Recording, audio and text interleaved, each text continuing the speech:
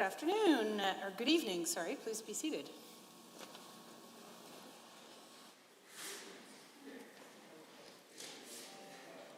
Government bills and orders for second reading. Bill 62, Red Tape Reduction Implementation Act 2021.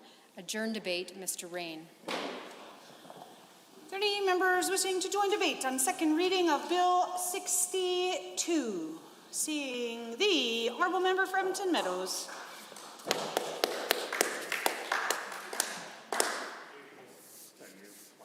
Thank you, Madam Speaker.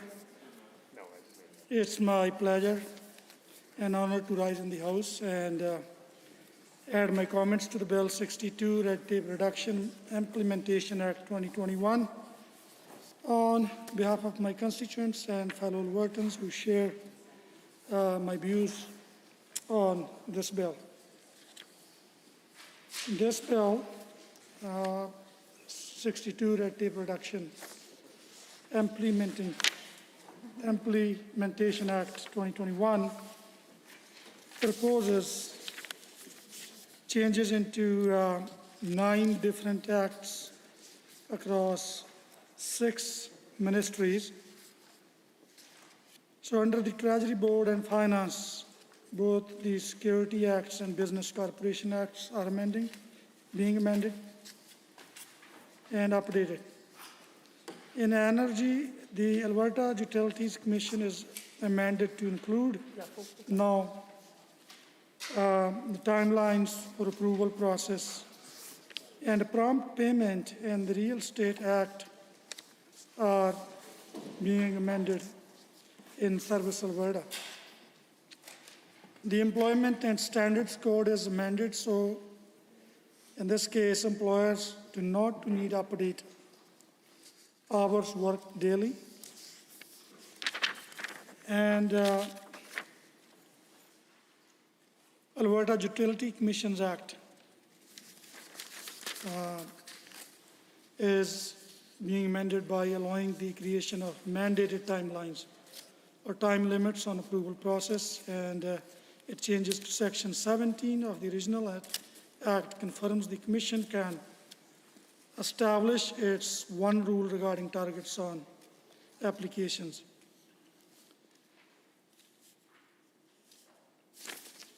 And Builders Lien Amendment Act, the Builders Liens Act is being amended by allowing prompt payment to be expanded now to P3S for municipal and post-secondary projects.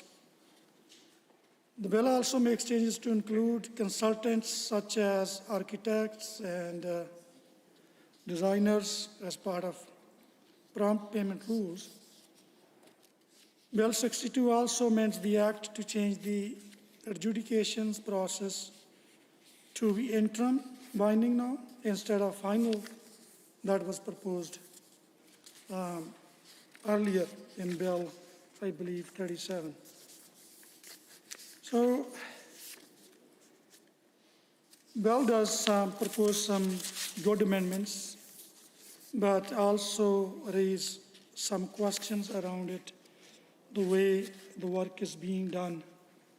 So a number of things could have been dealt as housekeeping items and could have been done through statutes, amendment acts, instead of bringing this as a piece of legislation in the form of Bill 62 we are discussing here today.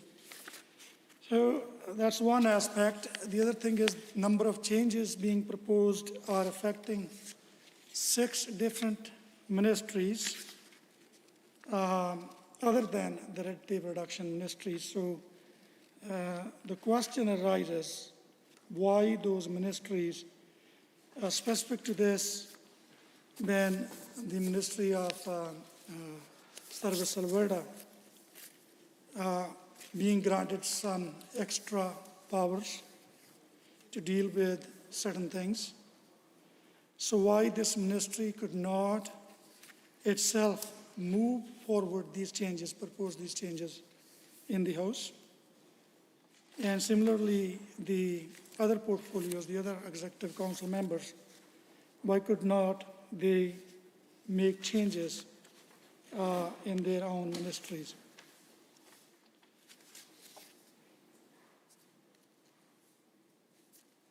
Another question, when we debated Bill 37, I remember my comments during the debate when we were debating the Builders-Lien Amendment, Prompt Payment Amendment Act 2020. So I shared my experience on this. There are a number of other areas and sectors where work is being conducted by a number of different contractors. So I included those, the people working in the transportation sectors and also tech sectors, energy sectors, number of other sectors, and thousands of contractors working these. Why they were not considered? So that was an important question, even though a number of arguments I made in my debate was also included in the amendment proposed by the Service Minister of Alberta later on. But still, it's very surprising to see that the very bill we debated and passed, and opposition members suggested and advised very reasonable concerns. Now that bill, before being proclaiming or implementing, and we are again discussing this bill in the House. So who we are consulting, so which industry, who are our stakeholders, and what was the feedbacks. I think it's important to do thorough work before bringing the changes, so the concerned people in different sectors in the province, their issues could have been, in this case, should have been addressed same time when we were discussing this bill. So looking at this bill, to me, the number of sectors are still not being part of the proposals this bill proposed. So that is very question that I will, once again be happy to hear the comments from the Ministry of Service in this case. And also I've been actually, somehow attached and related to the work under the Alberta Security Commissions for the number of years. There are a number of things to be addressed in these proposed changes before we move ahead, that how these changes will not impact or affect the security or safety of the ordinary Albertans dealing with these very corporations work under Alberta Security Commissions. So a number of concerns. I would be happy and would appreciate the response and answers if the number of ministries, in this case, related ministries, can stand up in the House and wanted to provide their feedbacks on these concerns. And one of the more important thing, the most important, not more important thing. Hesitate to interrupt. Our records indicate this is the second time you have spoken on second reading on Bill 62. So I will now ask another member wishing to join debate to stand up and speak now. The Honourable Member for Edmonton, Beverly Clareview. Thank you very much, Madam Speaker. I'll attempt to go down to one mask and not two, just to make it easier on speaking. And it's my pleasure to speak to second reading of Bill 62, the Red Tape Reduction Implementation Act. I'll start off by saying I'm pleasantly surprised at this version of a bill that we've seen a number of times since the UCP were elected government. Has some positive changes in its contents that I do welcome. I do have some questions regarding a few pieces, as have been the case, and it's understandable that these red tape reduction bills are omnibus bills, recognizing that on the one hand, some of these amendments that we've seen over the past couple of years are changes to legislation and of course need to come through this chamber. Others that have come through the chamber via legislation are actually orders in council that could have been done outside of the chamber, and so really begs the question, you know, are we trying to score points for optics, or are we actually trying to reduce red tape and make it easier for businesses to operate in the province? But I'll go through the bill. As I mentioned, there's a number of changes that affect a number of different pieces of legislation, which is not a bad thing in and of itself, although I know, and this is the part that I find amusing, Madam Speaker, when the shoe is on the other foot, it's like the members of government have forgotten their time in opposition, or somehow they've squared a Jekyll and Hyde kind of attitude towards certain things that when previous government brought in legislation, they lost their minds over. Now their government, everything is good, nothing to see here. This is fantastic. And omnibus pieces of legislation are an example of that, Madam Speaker.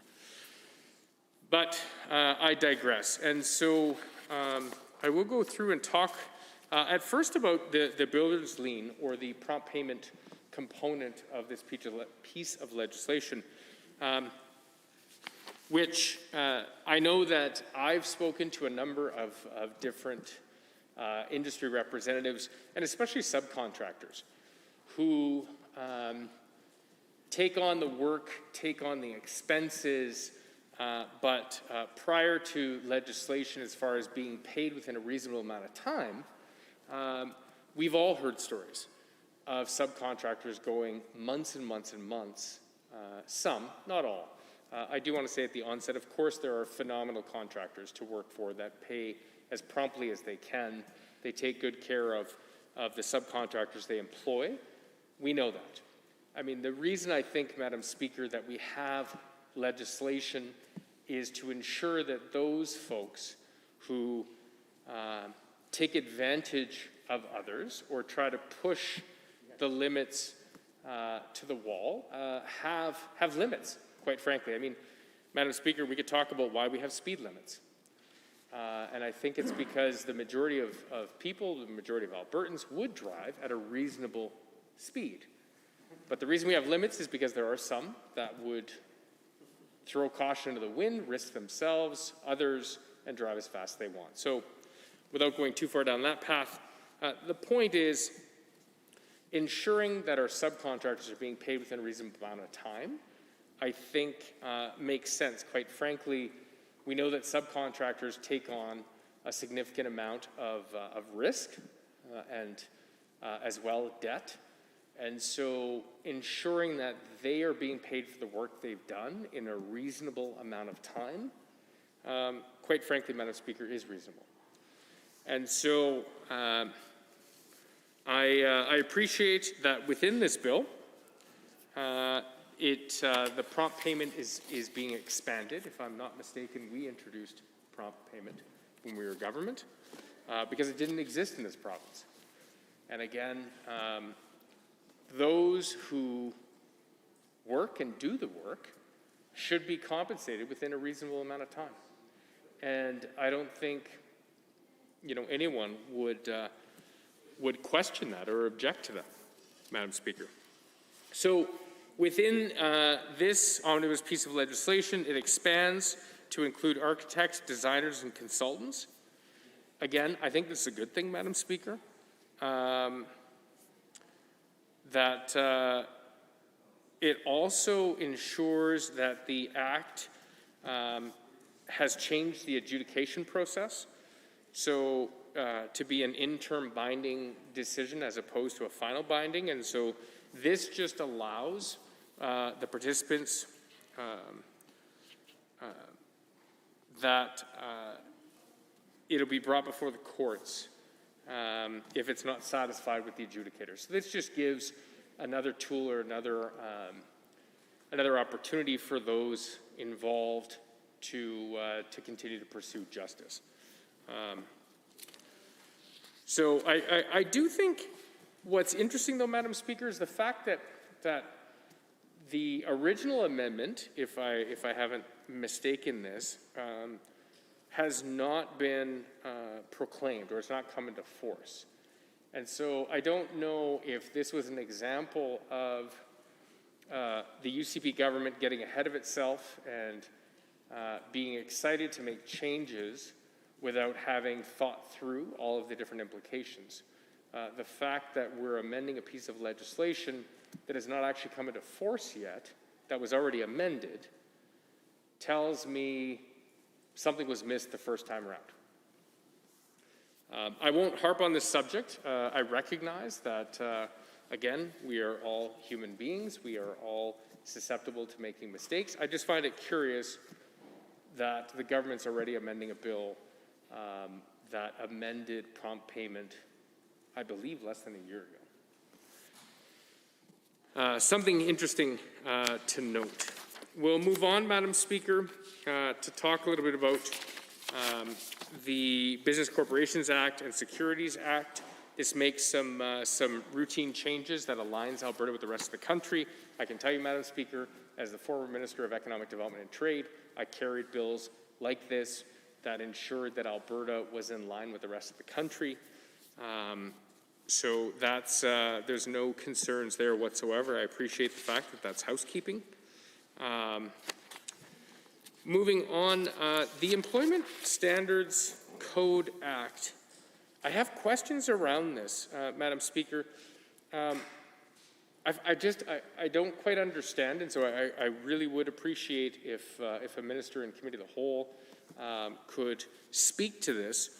But my understanding of this change is that an employer no longer needs to record the hours of work daily for their worker. My question is there a collar on this? Is it weekly? Is it bi-weekly? Is it monthly? Is it left to the employer to do within a calendar year of 365 days? If so, I'm just curious the logic of it. If it's allowing an employer to not have to record the hours daily because of potentially long weekends, a funeral, a family celebration, a family tragedy, I think that's understandable. If it's something that's expanded beyond that scope, I'm curious as to what is the rationale behind it, what's the logic of expanding this. How do we ensure that we're safeguarding the hours worked by employees are in fact being recorded and that they won't be misrecorded, or that there's a genuine case of someone forgetful or recording an inaccurate or incorrect amount of hours, and now we're creating a whole bunch of problems. I'd also like to know who has asked for this. Which employers are asking for this change? Is it majority of small business owners? Are these medium-sized enterprises of 100 employees or more? Or are these larger corporations? So I think within that, how do we ensure that hours, if they're not being recorded daily, how are they being tracked?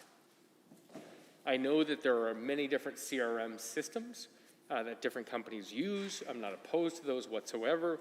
But how do we ensure that they aren't making mistakes, or that hours aren't inaccurately being recorded? Because at the end of the day, I think a change like this may have good intentions, yet it may cause a lot more problems than it's worthwhile. And if this hasn't been changed since this was first brought in, through the Act, why are we making changes today? What's prompted this necessity to make these changes? And to be frank, Madam Speaker, I'm open to the argument that I'm hoping the government will put forward. I think it's reasonable to ask why certain changes are being made, who's asking for them, how do they improve the lives of Albertans. And I hope that my colleagues across the way will answer these questions, because they're legitimate and they're being asked on behalf of all Albertans. Moving on to the Family Property Act, my initial understanding of this, recognizing that we're still in second reading, Madam Speaker, is that this is to ensure that the former spouse or partner can retain property and ensure that if they, in the event of a loss of a spouse or partner, that there's not time and money being wasted on who has the rights to this. We've all heard of stories of spouses and partners of folks who have maybe lived in a home their whole lives, and suddenly the partner or spouse passes away, and for reasons beyond me, it suddenly becomes very complicated, and that widower is being removed from a home that they've spent their whole lives in. So, you know, I will say if this part of the Act is amending that and fixing that, then to the Minister of Justice, I tip my hat to you. I appreciate the fact that if this is fixing that issue that many folks have lived through unnecessarily, then I applaud that, and I appreciate that. Comments through the chair, even nice ones. Thank you, Madam Speaker, for that reminder. I will endeavor to channel my comments through you to the Minister or to others. Moving on to the Fatal Accidents Act. So this piece of the legislation is proposing that routinely reviewed legislative financial amounts regarding bereavement damages can be published online and no longer need to be tabled in the legislature. This I find curious. If they're being tabled in the legislature, I feel that's not onerous on the minister. Quite frankly, the minister has a whole front bench that can table documents on his or her behalf. What this does is ensure that all 87 MLAs in this legislature are aware of when that happens. So publishing them online, although may help the average Albertan to have more access to it, because let's keep in mind that any document that's tabled in the chamber, Albertans do have access to,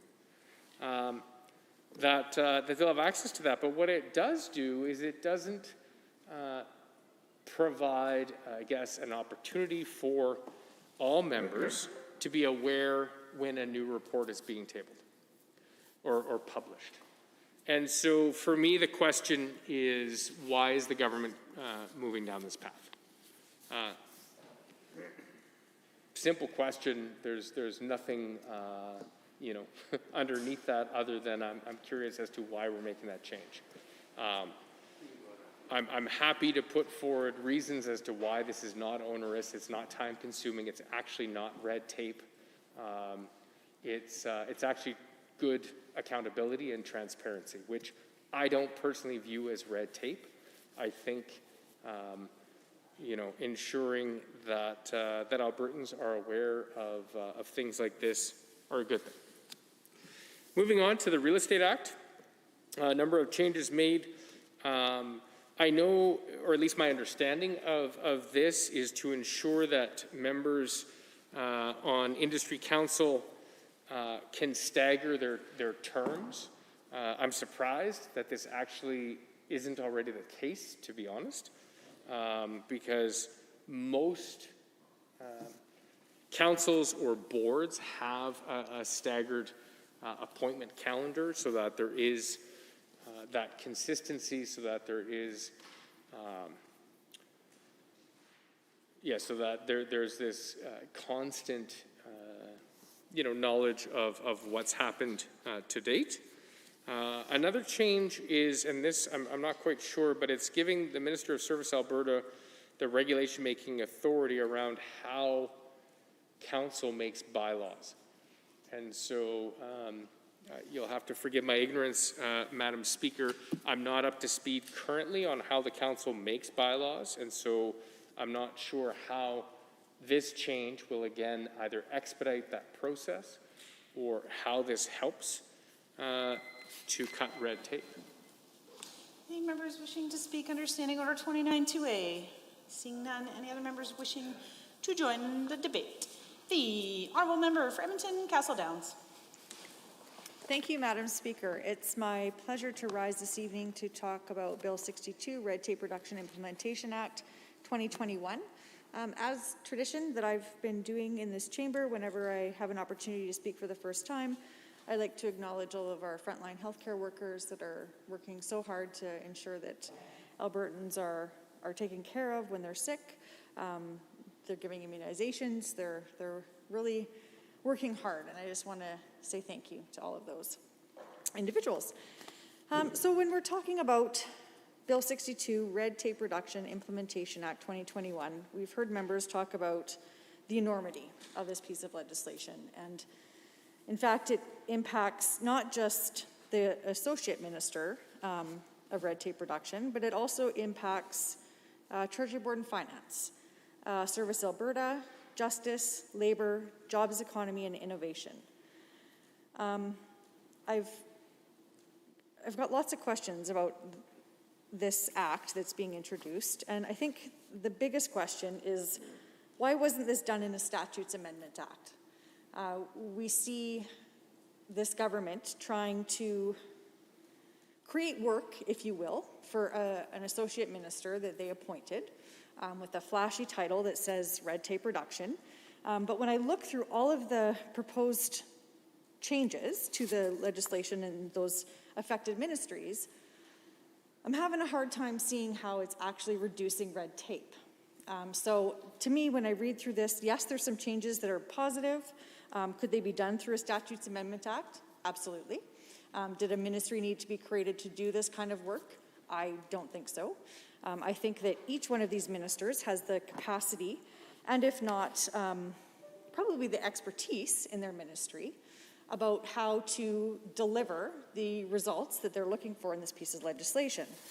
So I guess to start off, I'm curious about how much of an actual impact the ministers that are impacted in this piece of legislation had a voice around this piece of legislation. Were all of the ministers that have their ministries involved? Did they all do their sort of consultation with their respective areas? Did Service Alberta have their own kind of consult? How did it look when it comes to creating this piece of legislation? Because we've said time and again that the creation of a red tape reduction ministry doesn't seem to make sense when ministers do this work and are probably the first to identify an area that could be tweaked or changed or modified. Why create a new ministry to do that? That to me just seems like red tape. It's creating more of a barrier, one step removed from the actual people that do this work every day. So when I look through the pieces of legislation that are going to be impacted, I'm curious about what that consultation looked like. Did the red tape minister do a consultation with the real estate group, with those from Treasury Board and Finance, those from Service Alberta?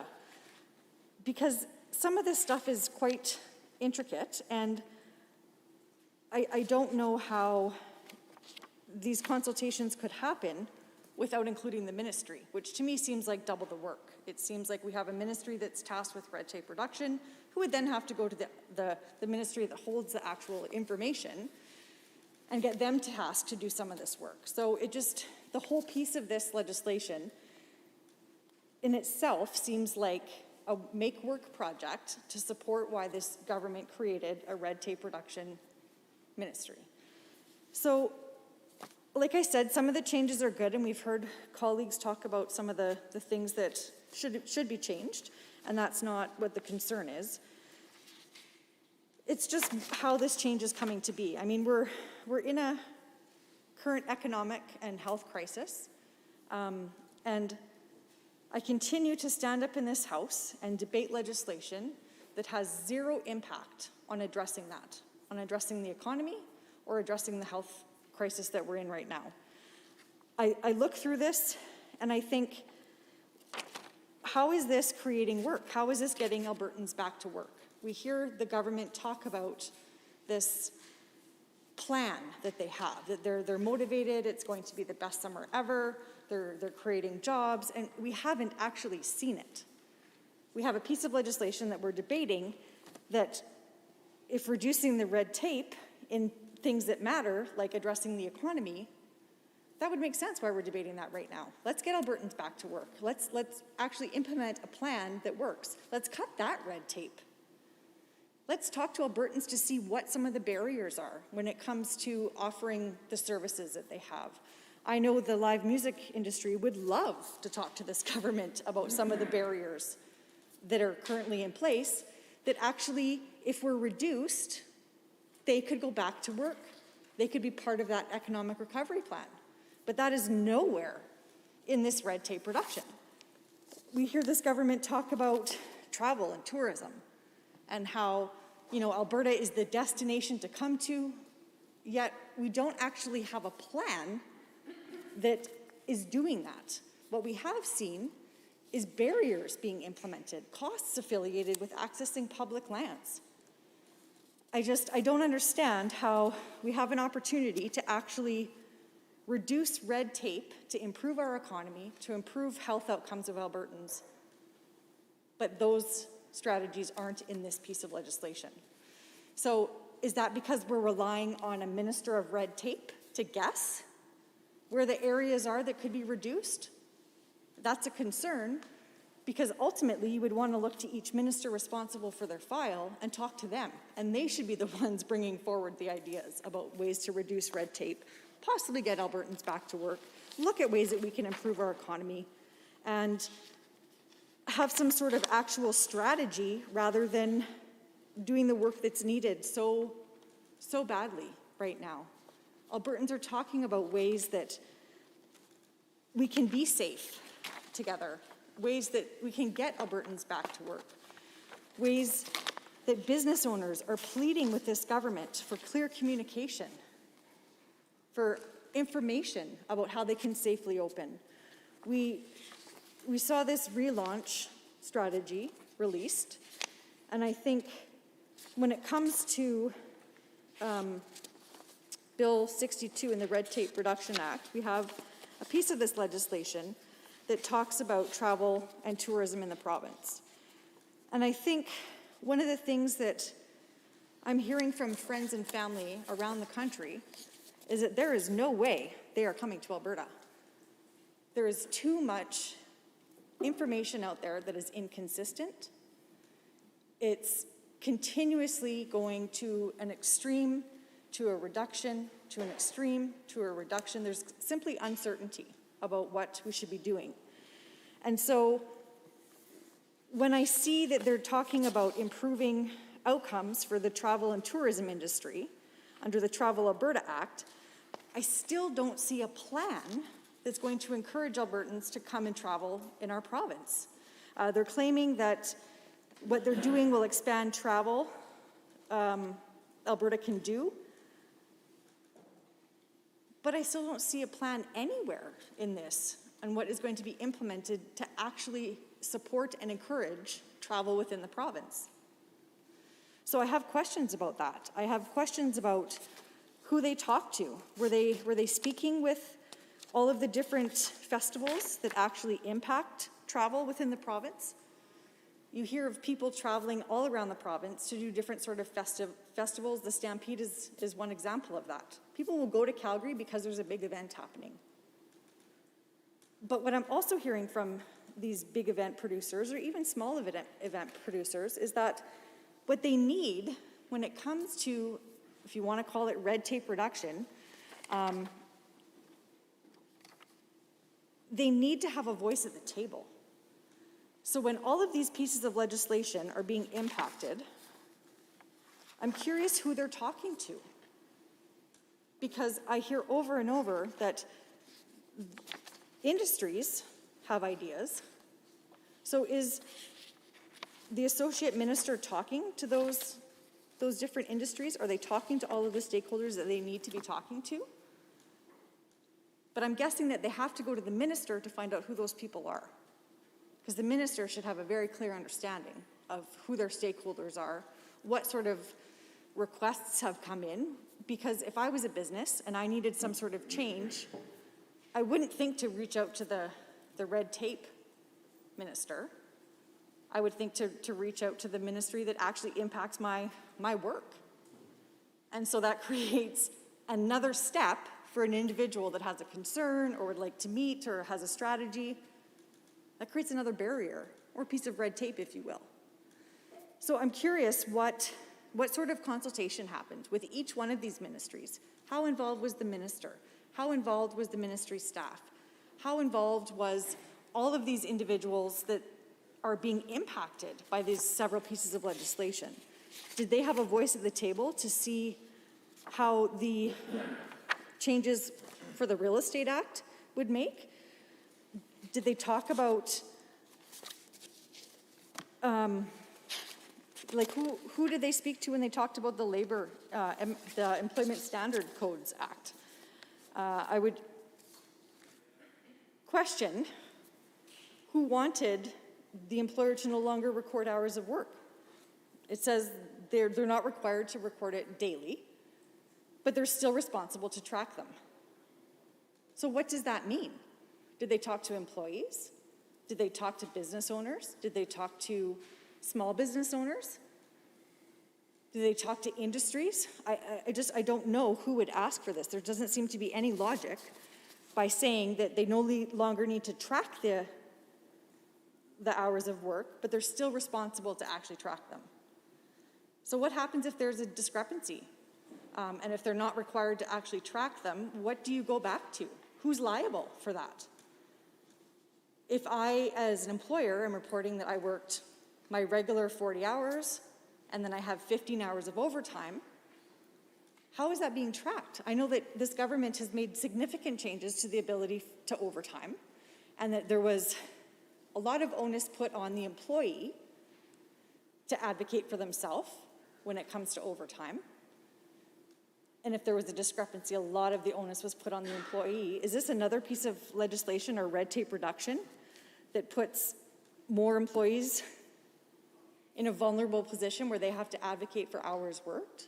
If the employee is tracking it and writing it down every day, but the employer isn't, whose logs are more reliable? And how is it going to be resolved if they don't equal the same amount of hours worked? And I think it gets really tricky when we're looking at the overtime piece and the ability to say, I worked this many hours of overtime. I know a lot of employers have the best intentions, and they have agreements in place where an employee will work a certain amount of hours, and then before overtime occurs, there perhaps should be a conversation. So if they're not tracking it, they're not recording it, how does the employer know that the employee is actually at a place of earning overtime hours now? And maybe in a small business, that could be an easy conversation. But when you're dealing with multiple people, is it up to HR? Is it up to your supervisor? Is it up to your manager? Who is responsible for the monitoring of this? Who is responsible ultimately for the tracking and reporting of this? And then how does this get resolved if it's not agreed upon? There's a discrepancy. How long does the employee have to wait to get paid out? That's a question that I'm curious. If there is a discrepancy, and let's say this employee is paid weekly or monthly, how does that employee get it resolved in a timely manner so that they're actually paid for the hours that they are claiming that they did? This, to me, seems like a lot of extra steps that could be eliminated by the employer having to actually record hours of work. It doesn't make sense. When we look at the Family Property Act, I agree with my colleague from Edmonton Beverly Clairview about the concerns when we have a spouse or a partner that's passed away. There's definitely a need for that. When we're looking at times of grief, the last thing that families need is that added pressure of trying to prove rights and property and all of that, and I think that that's a really good step. I think when we are looking at the Fatal Accidents Act, there is now a step that is going to be online and no longer required to be tabled in the legislature. Thank you. Honourable members, Standing Order 29 2A is available. Seeing none, the Honourable Member for Edmonton. My apologies. Under Standing Order 29 2A, the Honourable Member for Edmonton Northwest. Okay, no problem. Thanks, Madam Speaker. And I guess with masks on, we have to use our eyes more to communicate intent, right? Thank you, the Honourable Member from Castle Downs, for pointing out, a number of areas that I had a problem with in regards to this particular bill. And first of all, the categorical issue, which is that these red tape reduction acts that pop up in every session seem an awful lot like omnibus bills that have existed since time immemorial in the legislature, not just here, but around the world using the Westminster system. And so, this whole notion that you are conflating this idea, this government is conflating this idea of cleaning up the government and all that kind of thing by just simply putting a different name on something that's been around forever, really, is, I think, slightly deceiving. Sleight of hand. Yeah, sleight of hand, Here's a, we'll put a coat of paint on this thing and call it something that we promised during the election, right? And so I mean, that I find sort of troubling. And then the second issue is the use of omnibus legislation to cobble together maybe some things that need to be done to clean up the laws and so forth and refine them over time, which is a normal process. It's part of why we're here in the legislature, is to go through those things, right? And it's not making laws for the sake of laws. It's to, part of the evolutionary process of governance. And so, but when you take some of those things, and some of them are good ideas, and then you kind of hack them together with some other things that are questionable or even not particularly useful, then, you're dragging down those good ideas with the bad ones, quite frankly, And so I think it's a good lesson for all of us to differentiate between these things, and then also to be reminded that there's a perfectly acceptable way to put together legislation of a less significant nature and come to an accord with members in the legislature, both government and opposition, and use something called the Statutes Amendment Act, right? And again, this is a time-honored way by which you can deal with emerging issues and make some minor adjustments, and you do it in accord with everybody in the legislature, really. So you don't have to, stumble along and, use a great deal of time and effort and so forth to deal these things. And, in the three, it's interesting because the honourable member from Castle Downs kind of pointed out the three parts of this omnibus legislation that I found the most troubling as well. So we were thinking down the same lines, and I guess they kind of jump out, right? And this first part that I think you described even much better than I understood it to be is in regards to this Employment Standard Codes Act, which does no longer, an employer is compelled to record hours of work daily, although they are still responsible to track them. And so maybe I'm reading that wrong. I mean, the government, this is why we're here, we can stand corrected, but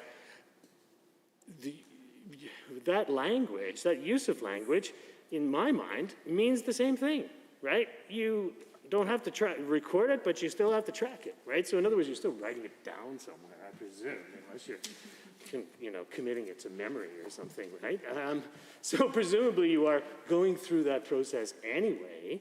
So why would you be not recording it? Like, what's the definition of record? Is that putting it into a public document? Is that, sharing that information with your workers? Is that, making that available if it comes up on some sort of legal action or something? Is that what is being described here? And so on a very simple level, I think the honorable member from Castletown's actually explained it much better, but with the same question. But if we can boil it down to that simple thing, if you are recording it, if you're tracking it, then you're recording it.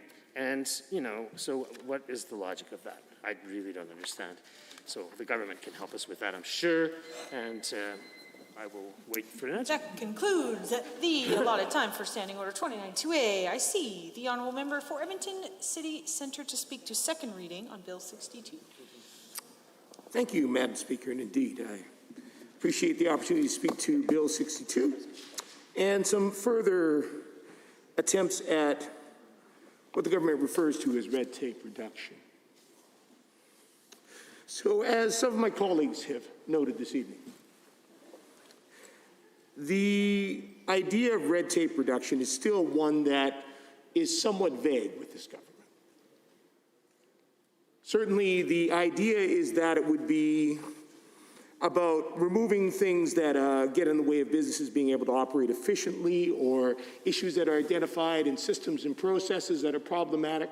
But what we find time and again when we receive these bills is that does not seem to be the focus. Instead, what we have are, as my colleague noted, omnibus bills, which are cobbling together a number of wide-ranging changes on various pieces of legislation from various departments that in many cases probably would have been far more appropriately brought forward by the minister in question, but instead are being bundled together for a variety of reasons. One can only speculate what those might be, whether it's something that the government is hoping to escape notice on, so they bundle it together with a wide number of other changes, or perhaps it's something that they feel is not worth the scrutiny that it would normally receive in the legislature, or perhaps they simply feel that they don't want to the minister themselves doesn't want to take the time to do that work. It's not known at this point, but what we do know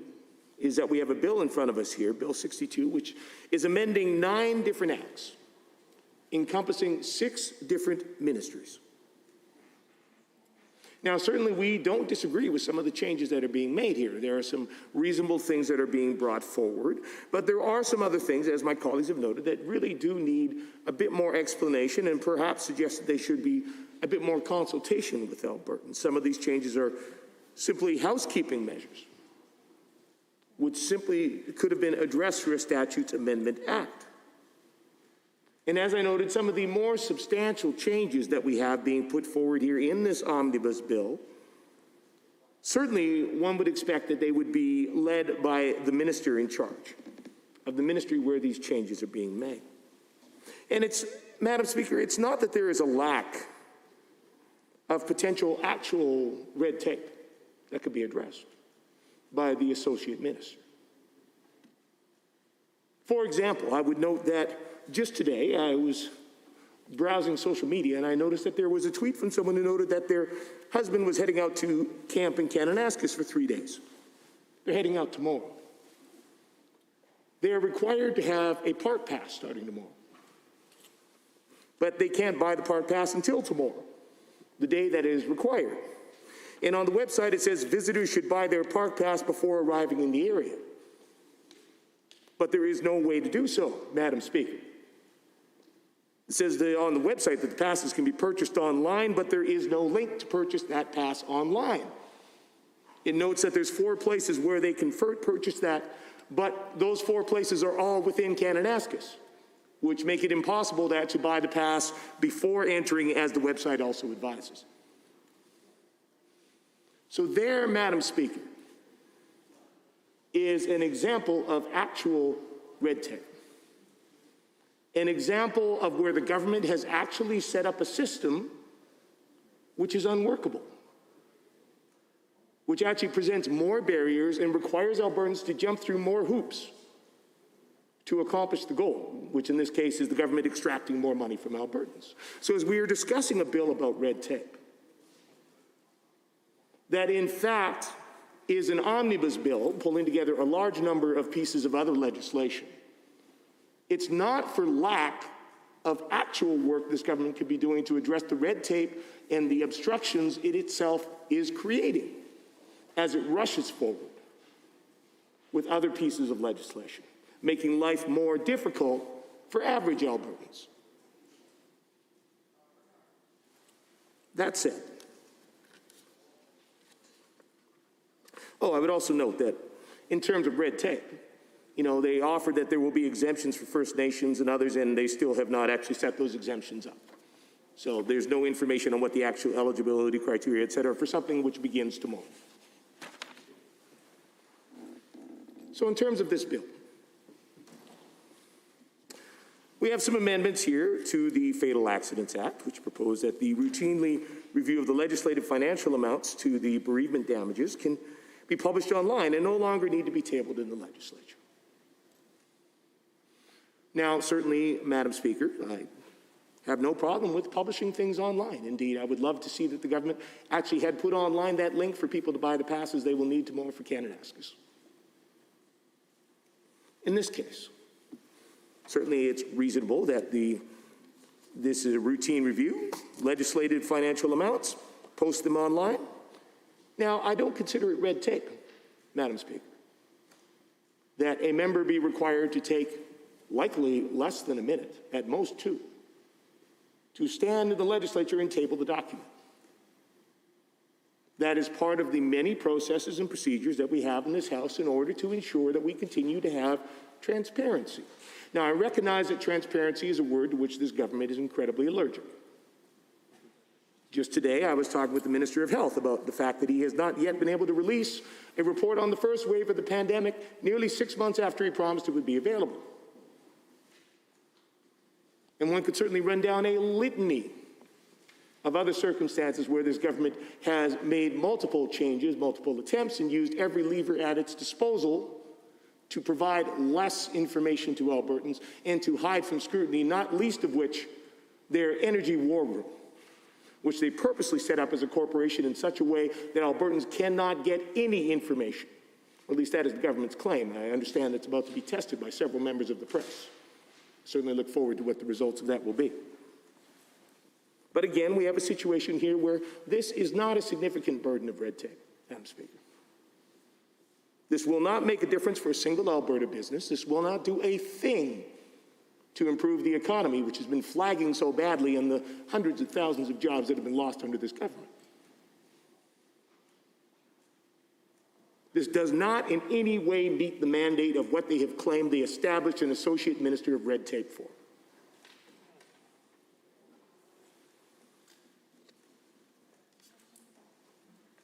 Tablings allow for a notice of a report to be given, that information to be tabled in the House. It is on the public record. But of course, now this government would prefer to just quietly slip that through online. Now, in regards to changes to the Real Estate Act. Now, Bill 62 makes some further changes to the Real Estate Act. Now, these were begun in the fall of 2019, and it's basically amending to allow members on Industry Council to serve less than a term of 3 years so that they can stagger the rotation of members. That's not an unreasonable thing, Madam Chair. We see this, of course, all the time with many of the agencies, boards, and commissions which are set up by the government of Alberta. We all get the orders in council in our email box that let us know when changes are being made. And of course, we see that indeed in all of these situations, we do see the staggering of members so that you always have at least a few members on a particular council, unless, of course, you have a change of government or a government that simply decides they want to get rid of everyone that was appointed by the previous government, as we saw in many cases, particularly with our post-secondary institutions early on in this government's term. But generally speaking, you will keep a few members that will carry over, and you will stagger it so that you always have folks who have experience and knowledge of what the group has done before. And you were able to, new members have the opportunity to get more experience and knowledge, get trained, and it helps things to run more smoothly. So that is not an unreasonable change to be introduced here. Another change with the Real Estate Act is a change to give the Minister of Service Alberta some regulation-making authority around determining how certain industry councils can make bylaws. And then lastly, Bill 62, they're giving the board gives the board to determine the eligibility for criteria regarding candidates for the industry council. Now, we've had previous changes to the Real Estate Act, and indeed those were brought forward by the Minister of Service Alberta. He led those changes. It seems sensible that he would be the one that would lead those changes again now, the further amendments. This bill is giving powers to that minister. We are awarding new powers to the minister in order to have more regulation-making authority. Why is that minister not standing and putting forward the bill to do that? Why is that coming from the minister, the associate minister, pardon me, for red tape reduction? And we do, as my colleagues have noted, have questions about how this was arrived at, what process was done to ensure the industry approved of these changes. Did the minister, the associate minister, pardon me, of red tape reduction, did he sit down and consult with the real estate industry? Did he bring this to the Minister of Service Alberta, and the Minister of Service Alberta went and did those consultations and came back and passed that information back to the minister, associate minister, pardon me, for red tape reduction, which would itself, Madam Speaker, seem to be a process which would be just in duplication and causing more red tape. Again, we have to ask, would it not have been simpler for the Minister of Service Alberta, if this was an issue within his department, to have dealt with that issue internally, rather than through a yet another additional part of the Associate Minister of Red Tape? And since this is indeed giving more power to the minister, they have to ask, were there concerns about this from the various industry councils? And perhaps those are questions that could be answered by the Minister for Service Alberta, or perhaps the Associate Minister for Red Tape Reduction. I think those are legitimate questions, but again, we see the problem here, Madam Speaker, is that by combining so many different pieces of legislation and so many different perspectives and so many different pieces, it makes it difficult then to get clear answers on the process that has gone into this, on how it's been approached. And indeed, in this case, at least we have two different ministers who are involved, and at present, not much opportunity to get an actual answer. Additionally, on this bill regarding red tape reduction, we have changes to the Alberta Utilities Commission Act. Now, it's being amended by allowing the creation of mandated timelines or time limits on the approval processes.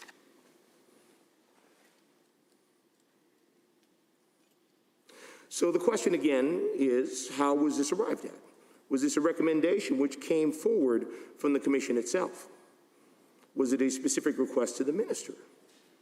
And of course, in that case, this would be the Minister of Energy. Did the Minister of Energy bring this to the Associate Minister of Red Tape Reduction? Or did the commission approach the Minister of Red Tape Reduction and then he approached the Minister of Energy to clarify? Or was there in fact any discussion about this? How was this arrived at and where did it come from? We also note that there are changes to the Family Property Act. So amending the Family Property Act to replace references to the Intestate Succession Act and the Dependents Relief Act with the Wills and Succession Act. Now, the government claims that this is to ensure that a former spouse and partner can retain property and helps to ensure that time and money is not being spent on who should have this. Now, I'll concede, Madam Speaker, that in this particular instance, this particular change, that does seem to be actually trying to make a process more efficient. That's trying to reduce the burden on Albertans. So that's fair. That is a reasonable thing to do. We do have to ask, though, why this wasn't done then, if this is such a basic change within a Statutes Amendment Act, and perhaps why it wasn't presented by the Minister for Justice, but perhaps the Minister for Justice would be able to provide an answer for that and clarify how this process came about, where this change came from, and why it was elected that it should be done through the Red Tape Reduction Act. And of course, as my colleagues have noted, there are also changes to the Employment Standard Codes Act, by which an employer no longer needs to record the hours of work daily, but they're still responsible to track them. I would be interested to hear from the Minister of Labour where this piece came from. It does seem to be a bit of an odd piece. Like perhaps there is an explanation here about why it is considered a burden to require the employer to do this daily, but still say that they're responsible to track them. Perhaps is it that an employer can't be present at the work site every day, or review the timesheet, or I'd be interested to hear where the challenges is, the burden that this has created for employers. And then, as my colleague from Castle Downs noted, I think it's important then to understand what the impacts might be, how this might affect employees' hours being tracked, and whose responsibility is then to ensure that those are being tracked accurately and correctly. Does making this change put that at all at risk? Does it create any potential that employees may not be properly compensated for hours that they have worked? I'd be interested to hear. Well, member Standing Order 29-2A is available. The Honourable Member for Edmonton, Beverly Clearview. Thank you very much, Madam Speaker. And I honestly must say, I don't know if other members of the chamber enjoy listening to my colleague, the member from Edmonton Centre or City Centre, as much as I do. But I appreciate the fact, Madam Speaker, that his comments are always extremely thoughtful. They're very much on point. And I don't know about the rest of the members in the chamber, but I'm very interested to hear what the members' concluding thoughts are regarding this bill. Thank you. The Honourable Member for Edmonton City Centre. Well, thank you, Madam Speaker, and I appreciate the kind words from my colleague from Edmonton, Beverly Clearview. As I was noting, I was just speaking there again about the changes to the specifically around employment and employers being required to keep track of employees' hours. So just going to say lastly there that it would be helpful to get some clarity from the Minister of Labour about the purpose behind that change and who was consulted in the process of making that change. Because again, we certainly have heard numerous concerns from a wide breadth of Albertans on what this government considers consultation. In so many cases, it seems that the government is interested in setting up processes to tell them what they wanted to hear. That in so many cases, this government is trying to pick and choose a few folks to make it appear, give the appearance they have actually engaged in consultation, when in fact they have not. As we've seen recently, for example, with the Minister of Education on her curriculum and so many Indigenous leaders and communities, and indeed some of the very people who she has been quoting as supporters of her curriculum coming out and being quite clear that in fact they are not. And that they felt the consultation in which they were engaged was at best manipulative, and at worst, somewhat deceptive. Lastly, this bill touches on the Builders Lien Amendment Act, and again, I appreciate the reasons for the changes that have been made. This is what's known as prompt payment legislation, and indeed, during my various occupations and work that I've held, I've had the chance to get to know a few folks who indeed work in the construction and the contracting field, and indeed spoke with many during my time as a taxpayer services agent for the Canada Revenue Agency. And indeed, the challenges that many can face in the construction industry, at least at that time, I don't know how much it's evolved since then, but at that time, pretty much everybody in the industry was considered a contractor, whether you're the guy that was doing carpentry, whether you're the guy that was doing roofing, or you're the guy that was pushing a broom and sweeping up nails and sawdust. You were treated as a contractor. And of course, we know then for folks that are working as contractors, they are dependent on when they are paid by their employer. And in many cases in the construction industry, we know that there were challenges then with folks that would, a few companies, let's certainly not all, but some that would abuse the process and withhold payment so that they could earn a bit more interest in the bank rather than passing on payments promptly to the contractors who had worked for them. So we had a change in legislation to address that, and now this bill is making some changes to also include then consultants in that process, architects and designers, as part of prompt payment rules, and certainly I'm in support of that, especially these days as we find we have moved more and more into a gig economy, and certainly for younger generations, less and less often are they being offered full-time employment, but more and more often hired as contractors and having to pull multiple pieces of work together. So this is important, I think, in the construction industry, and perhaps something that we should be considering on a larger scale to help support the many folks that are now working in what's known as the gig economy and the real pressure that that can put on individuals who have done the work and are still waiting to be paid by the people who have contracted them. Now, this particular piece of legislation is changing also then the adjudication process to be interim binding instead of final binding, so that then allows that the issues to be brought to court if it's not satisfied with the adjudicators. And certainly that's a good process to have. Certainly we believe in fair adjudication on this side of the House, as much as this government does not, certainly as it has demonstrated with Alberta's physicians and doctors. They prefer to tear up a contract rather than sit down and deal with it fairly. But certainly, at least in this case, they are putting forward legislation which makes for a fair adjudication process and indeed access to the courts, much as this government is facing a court challenge from physicians in the province of Alberta over having torn up their contract. Doctors having chosen to reject the contract that was offered next through this current health minister. Any other members wishing to join debate? The Honourable Member for Edmonton Manning. Well, thank you, Madam Speaker, and it's a pleasure to rise this evening at 8:30 to speak to some of the questions that are arising out of the Red Tape Reduction Implementation Act of 2021. Now, I'm probably going to spend the majority of my time speaking about the Alberta Utilities Commission Act. And part of the reason for that, Madam Speaker, is the fact that we've seen over a significant period of time many pieces of legislation under the red tape reduction portfolio, ministry, whatever we're calling it, that have had significant impacts on rural Alberta and their property rights. And so, again, we see another piece of legislation now, Bill 62. But of course, prior to Bill 62, we had seen the Red Tape Reduction Act when it came to Bill 1, when we saw that it was about looking at Liabilities Management Act, which I believe was maybe still Bill 1, there was a couple of them.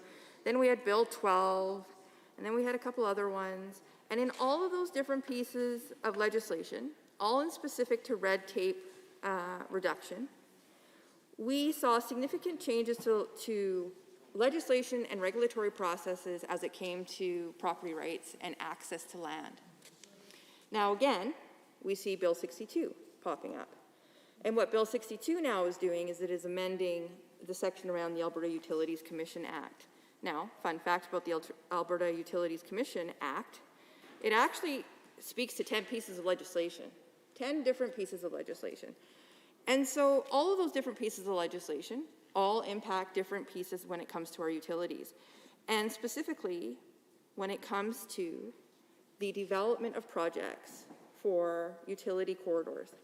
So that could be anything from power lines to water to hydro, electric energy, solar, oil and gas, pipelines, all under the Alberta Utilities Commission Act.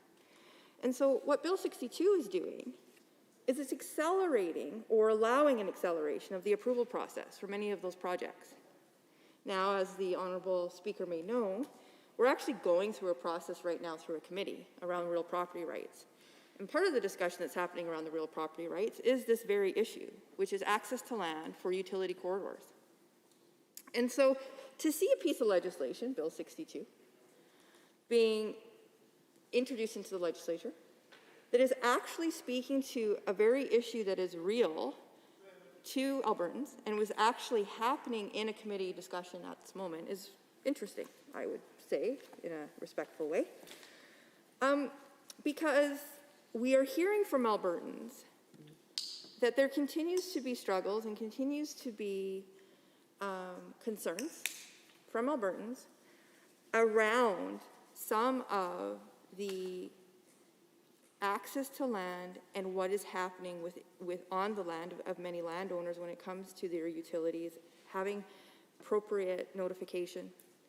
We see abandoned wells, different things like that that have had a direct impact on rural Alberta. And so to see a conversation happening and a piece of legislation that's supposed to reduce red tape, that specifically speaks to amending by allowing a creation of mandated timelines or time limits on approval processes, I think raises some concerns. And of course, the reason that it raises concerns is that maybe there's some legitimate questions around how long it's taking for the approval process. But I think on the counterpart of that, which something the government may have wanted to also include in this amendment, would be how long is the appeal process? Why does the appeal process take so long? When a landowner has a concern about what is going on in their land, and when it is directly addressing a project that could potentially be going through their property, they should have a right to due process. But we don't see in this piece of legislation the property owner's rights being reflected. We see industry's rights being reflected. We see an acceleration, potentially, or an increase and a creation of mandated timelines. But we see nothing that protects the landowner.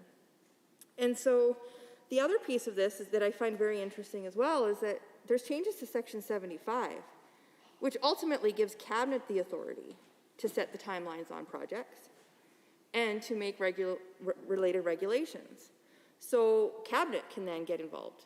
Well, the point of this, and if we look at the Utilities Commission and we see what's been going on, there are currently 4 different sections of regulations that the Alberta Utilities Commission Act is required to follow when it comes to fair, efficient, and open competitions, when it comes to looking at liability protections, when it comes to market surveillance, and security management regulations.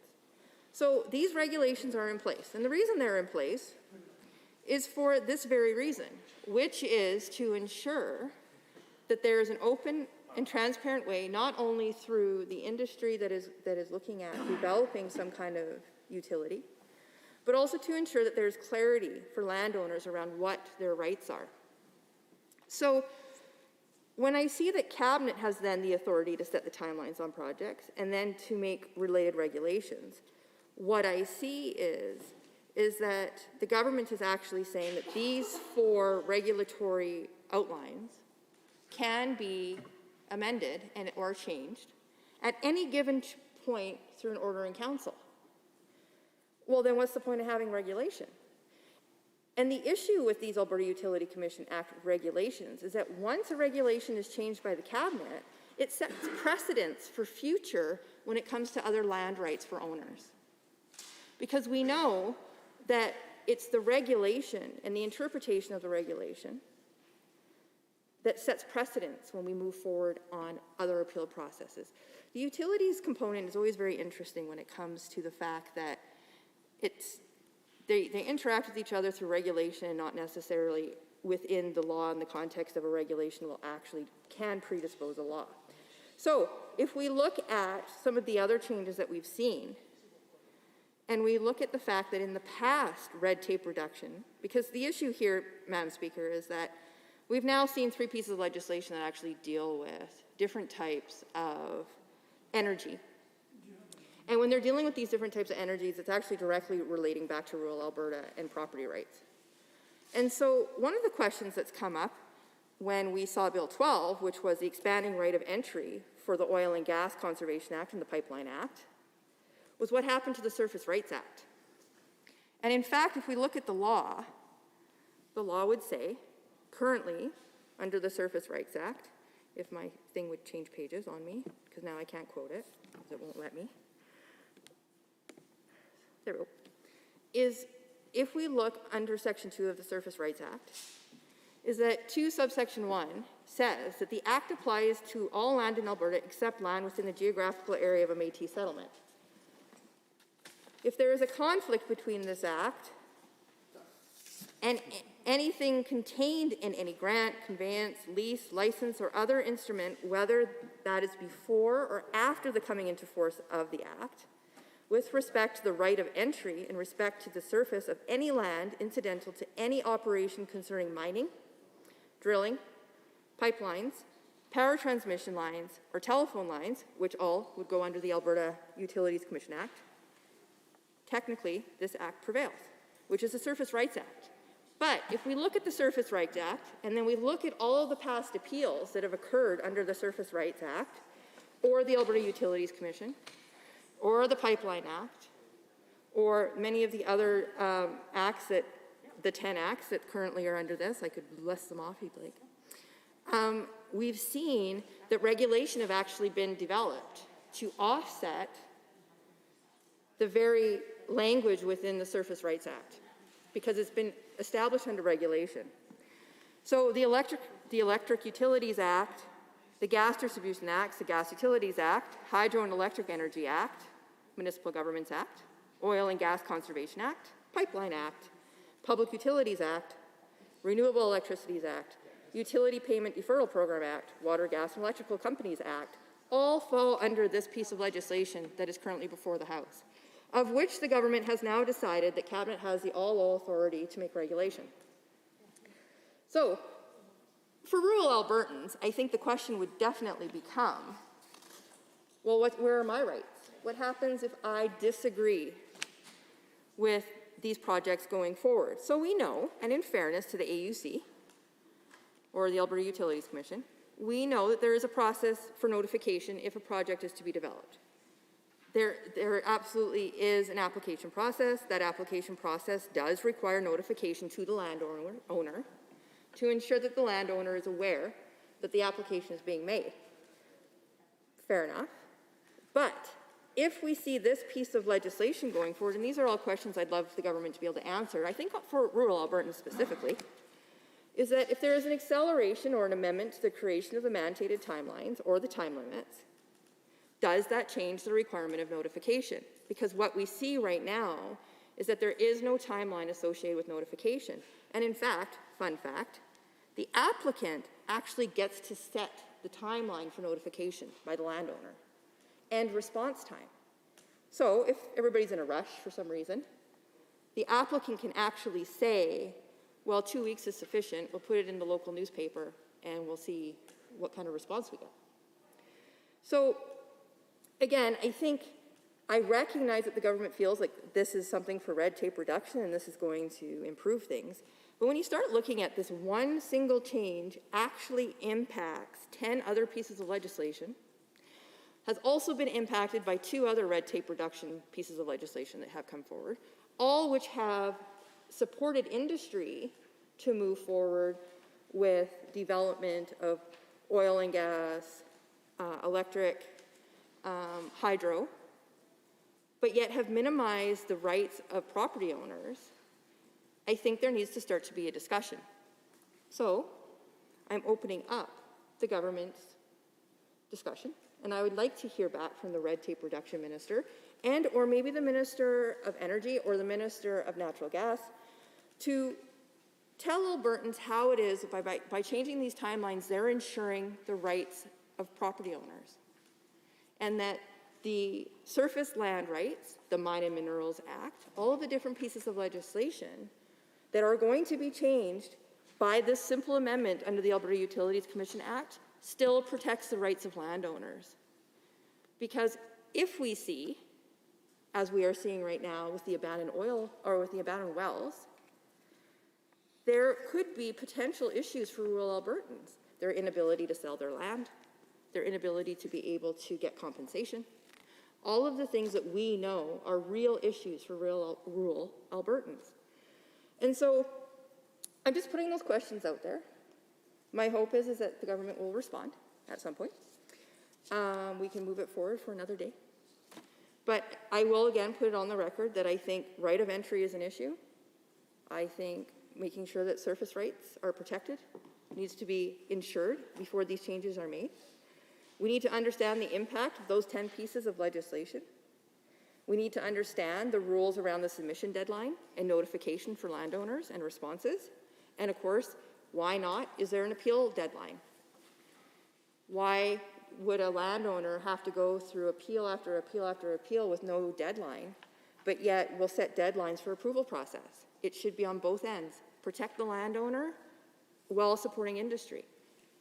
Balance. So those are my thoughts around this, Madam Speaker, and I don't know how long I've been speaking for. Pretty close? Okay, well, with that, then I'd like to adjourn debate. Good timing. Having heard the motion to adjourn debate, all those in favor, please say aye. Aye. Any opposed, please say no. So carried. Under Government Bills and Orders for Second Reading, Bill 68, Election Statutes Amendment Act 2021, adjourn debate. The Honourable Mr. Madhu. Are there any members wishing to join debate on Bill 68 in second reading? The Honourable Member for Edmonton, West Henday. Thank you, Madam Speaker. It's an honor to rise this evening to speak to Bill 68, the Election Statutes Amendment Act. And, you know, I see some pieces within this legislation that I, you know, in principle support, specifically around some of the conversations about changes around how we're supporting the Francophone community, and I hope to get to that here in my discussions. But I also have to reflect again on the changes we're seeing specific to elections through Bill 68, and I am quite frustrated again as we look back on some of the other pieces of legislation that we've seen from this government regarding elections, and of course whenever we're talking about opportunities for Albertans to have their voices heard, whether it's through the idea of elections, you know, provincially, municipally, on a school board level, any opportunity that we have as legislators in this House to strengthen those procedures and strengthen the transparency that we are offering to Albertans is a good opportunity for us to do so. But unfortunately, through Bill 68, we see again an unwillingness to, I think, do what's in the best interest of Albertans. We look back to, well, just for starters, Bill 26, the Constitutional Referendum Amendment Act, and we saw the minister propose changes through that bill, and of course it was passed before this House with the UCP having a majority of the votes here, but we saw the government move that third-party organizations would have the ability to spend as much as $350,000 without having to explain what they are using that money for. And in a similar vein, Madam Speaker, we can look to Bill 27, again, the Alberta Senate Election Amendment Act, where this government passed that legislation, where we saw $30,000 would be able to be spent by third-party organizations, upwards of $500,000 for referendum from third parties again. And so we're seeing a constant move to, first of all, allow third-party organizations to spend money essentially unaccountable to the rest of Albertans, to this House, and it's very frustrating. Looking further to Bill 29, the Local Authorities Election Amendment Act, we saw some major changes to how municipal elections will be ran, with the move to allow $5,000 to be given to essentially as many candidates across the municipality in this case as they wanted to. And it's very frustrating for me because, again, we should be doing everything we can to strengthen election laws. And I remember quite clearly the conversations that happened at that time, specifically around Bill 29 and the promises that were made by this government to whether it be councillors, prospective councillors, people who might be getting or are interested in getting involved, or even just Albertans and Edmontonians who wanted to see this legislation strengthened. And I think that there was a lot of goodwill at the beginning of those conversations, and even through that consultation process, an understanding that things were going to change for the better, that more transparency was going to be put in place. I remember speaking to councillors in our city here about the opportunity to allow more transparency around the idea of ensuring that candidates were showing where their money was coming from and how it was being spent before the election took place. And unfortunately, as we saw Bill 29 proceed, as far as I remember, that never took place. And those initial goodwill, good faith conversations did not carry out in the way that the minister and this government had proposed that they do. And now we see here again through Bill 68, the Election Statutes Amendment Act, this government inserting new clauses into the Election Act that deals with restrictions on government advertising. Further to that, we're seeing the willingness of this government to move forward with the ability of members of Executive Council, or specifically cabinet members, to be part of the conversation as in their role as members of the Legislative Assembly, to publicly express their opinion on subject matters of a referendum. And again, while I can appreciate that the principle of this idea potentially, that we should all as members have the opportunity to speak freely on these issues, I'm very concerned with the path that we're taking through the bills that I've described and further to this piece of legislation, that this government is truly stacking the deck not only for themselves, but essentially for any incumbent. And I think that when we are passing legislation, whether it's around referendum, the idea of a referendum, whether it's around Senate elections, whether it's around municipal or provincial elections, we should be doing everything we can to level the playing field. Unfortunately, up to this point, we have seen anything but that. And so we have this government bring forward this legislation. Of course, currently the Elections Act prohibits government advertising through their department or provincial corporation in the period leading up to provincial elections or referendum votes. And again, we are seeing through this quite, I would argue, a large change to business as usual in this province in terms of ensuring that elected officials or other stakeholders are staying out of the fray. Well, I guess in this instance, Madam Speaker, specific to cabinet members and members of the legislature, staying out of these fights, especially when it comes to election time.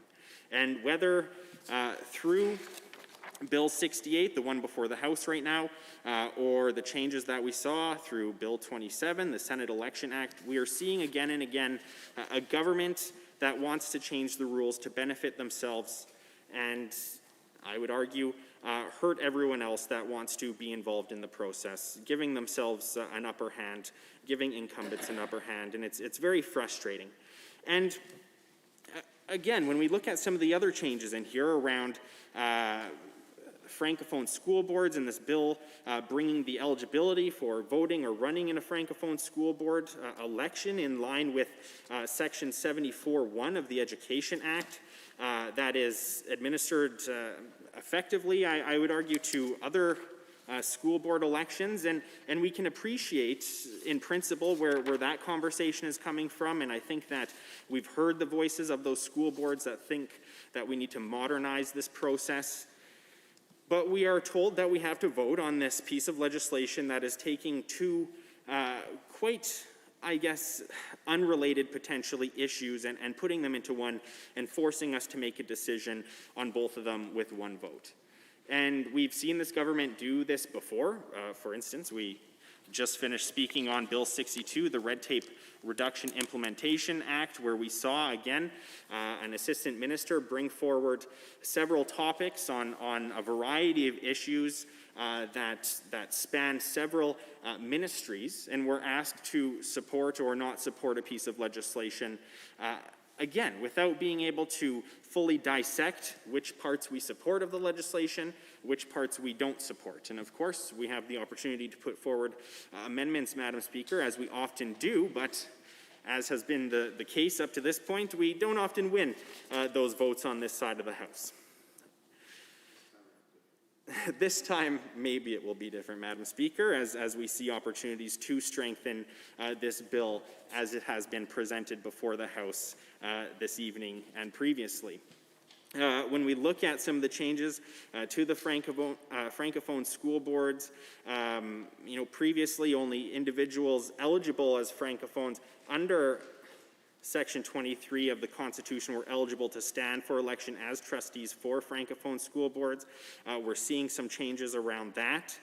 which, again, I think in principle, there is a relative willingness to support some of these issues to strengthen that process. But then we look at the other pieces within here and the willingness and the hope that this government can essentially start to campaign before an election is called or through that election process, using the powers that they've given themselves within this legislation, the powers that they gave themselves in Bill 26, the Constitutional Referendum Amendment Act, and we are seeing a clear path for essentially wide amounts of money, unaccountable money to flood into our elections, to flood into these opportunities to have important discussions. No doubt, Madam Speaker, I overall support the idea of referendum, and I know that we need to do everything we can to ensure that Albertans are able to have their voices heard. But through Bill 26 and previous bills before this House, we've seen this government give themselves the power to decide who gets to bring those ideas forward. And at the end of the day, the current Premier gets to choose which idea is worthy of going to a referendum vote, which is extremely unfortunate. We should always be working to ensure that it's the grassroots of this province, the voters, the everyday voters that have these opportunities to bring their thoughts and their concerns forward. But through Bill 26 and through this legislation, we see that it's essentially going to be the government's decision, and they are going to be able to spend money and talk about these issues at a level which we've never seen before. And so I think that Albertans should take pause when they see this legislation specific to the idea of ministers and MLAs participating in referendums.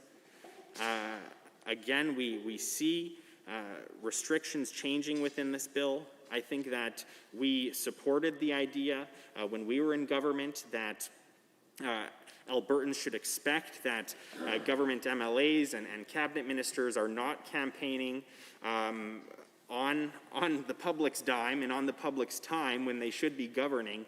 And unfortunately, again and again, we've seen the opposite happening from this government through this bill and many others that came before the House. And just thinking of some examples of MLAs and ministers being able to campaign for or against a referendum in the House or through the minister's office or constituency communications, I think that whether we're talking about emails, or we're talking about social media, or any other opportunities that we have to communicate with Albertans, potentially door-to-door in your official capacity as a minister or as an MLA, these are all incredibly important parts of our democracy, opportunities for us to go and hear from Albertans. But when we turn that to becoming campaigns on referendums one way or another, we are setting a dangerous precedent, potentially. And I'm very concerned how that could play out into the future.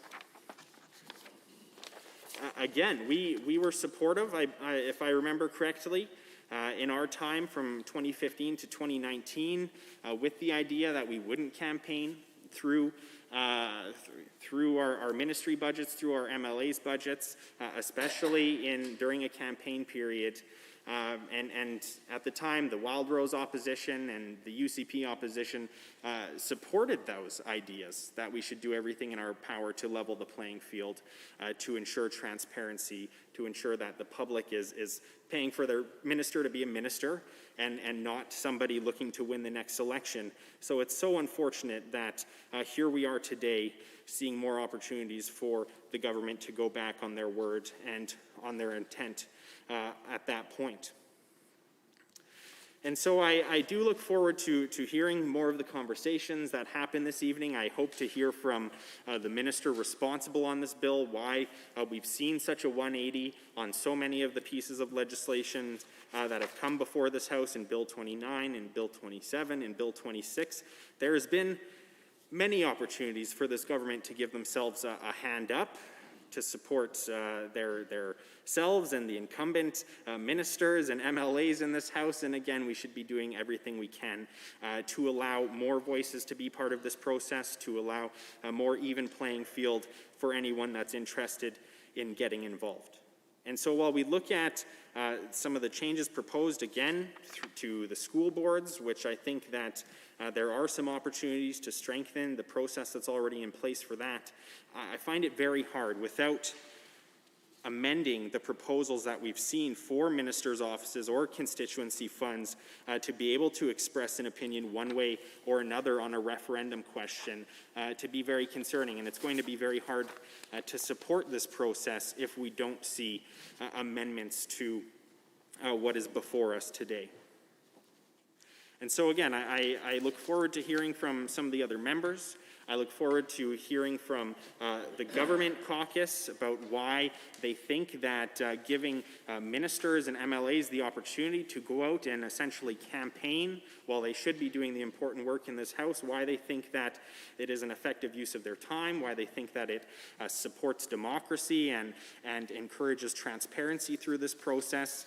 But unfortunately, through many of these bill debates, we have not been able to get the answers that we require, whether it's about who is consulted on processes specific to giving the government more power to administer a referendum, to spend their time talking about them, potentially, sorry, excuse me, whether they're voting one way or another on it. And so there's a lot to be concerned about here, and I hope to hear from the ministers responsible, because as far as I can tell, there has not been a fulsome consultation process through this. I think that we've seen in the past that even when the government and its ministers are consulting, that when we reflect on previous bills, specifically around elections, that they consult on one decision or another, but when we see the final details of that legislation, it is quite different from what they had originally proposed through that consultation. And so with that, Madam Speaker, I appreciate that we hopefully will have an opportunity to hear from the Justice Minister this evening about the changes that are being proposed through Bill 68. And I think with that, Madam Speaker, I will take my seat. Thank you. Any other members wishing to join debate? The Honourable Member for Slave Lake. No, Nice, the Honourable Member for Slave Lake. Right behind you, He's she recognized me. right behind you. Thank you, Madam Speaker. It is a privilege to stand up and speak this evening to Bill 68, the Election Statute Amendment Act of 2021.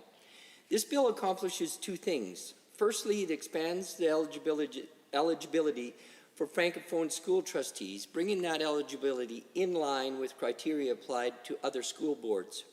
Secondly, it clarifies that while the government is prohibited from advertising during a referendum period, that all members of the Legislative Assembly and members of the Executive Council, also known as cabinet ministers, are permitted to publicly express their views on referendum topics in their role as members of the Legislative Assembly. I'll start by briefly addressing the changes to Francophone school trustee eligibility. Frankly, I cannot see why this change would be opposed.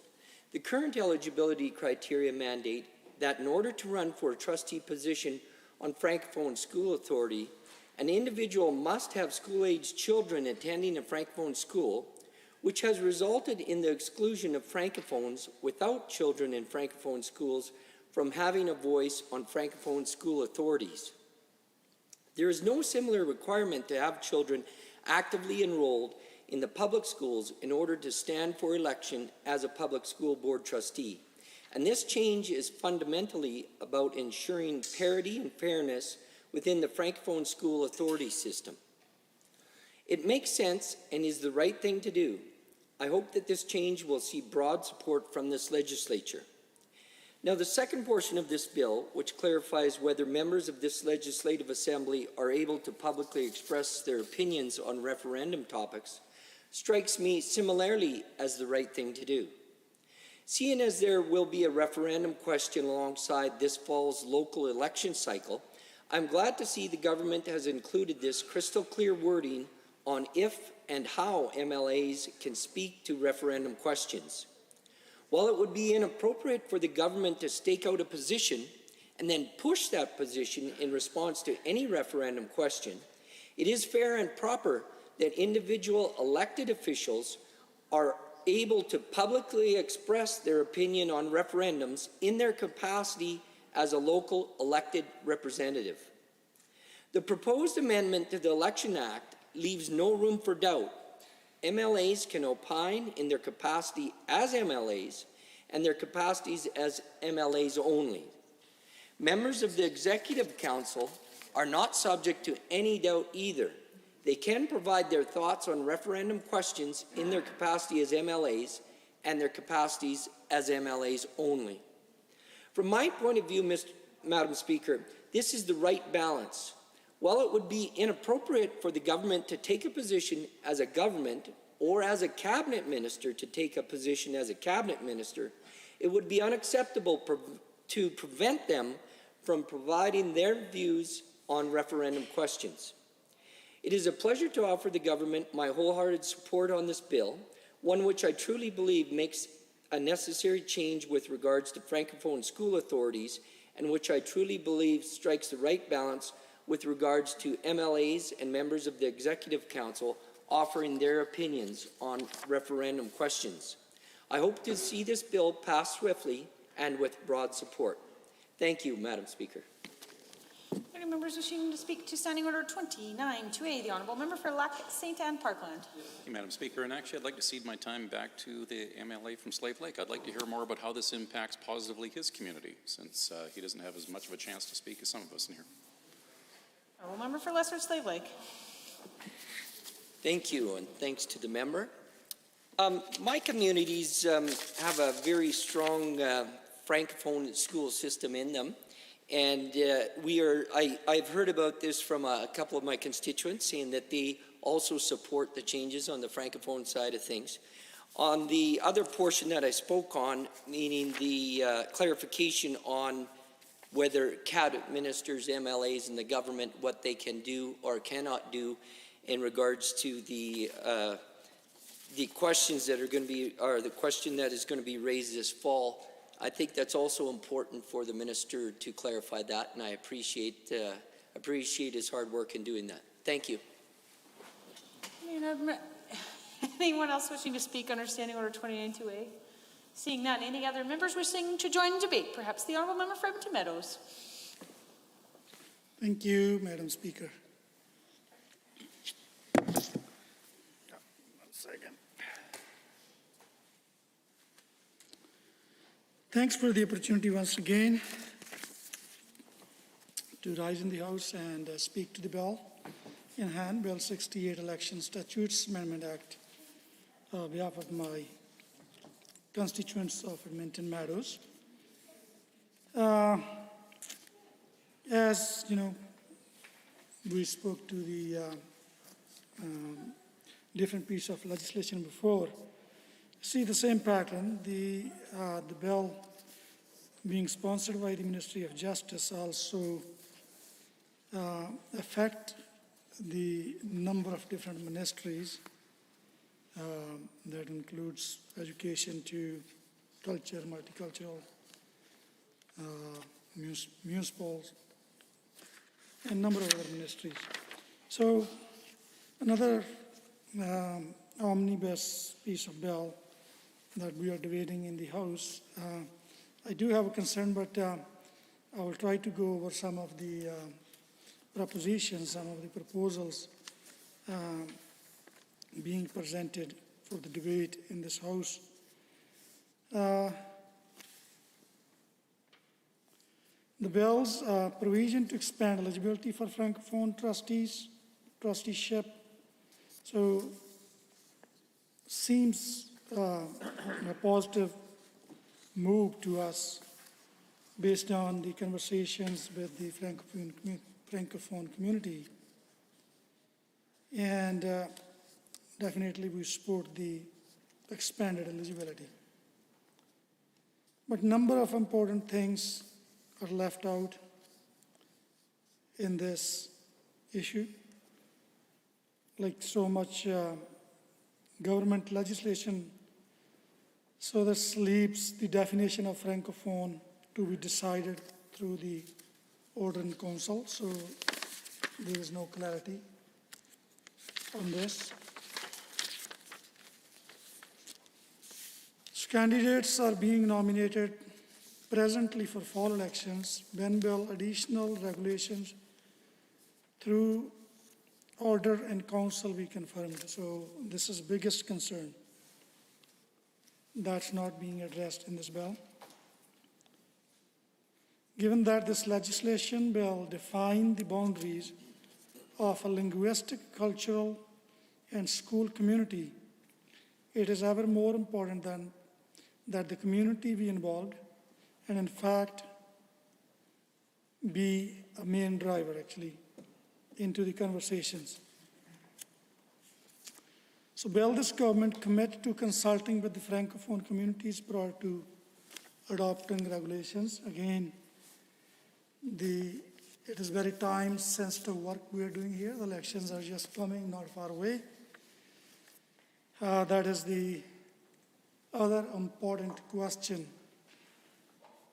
comes out of this very naturally, that so will these changes in the legislation be ready or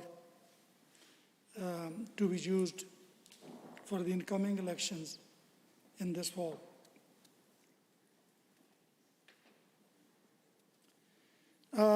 Some of the other challenges, my colleague, member from West Handy already actually stressed on the concerns. So the way the bill is actually making the changes that will impact the political influence like partisan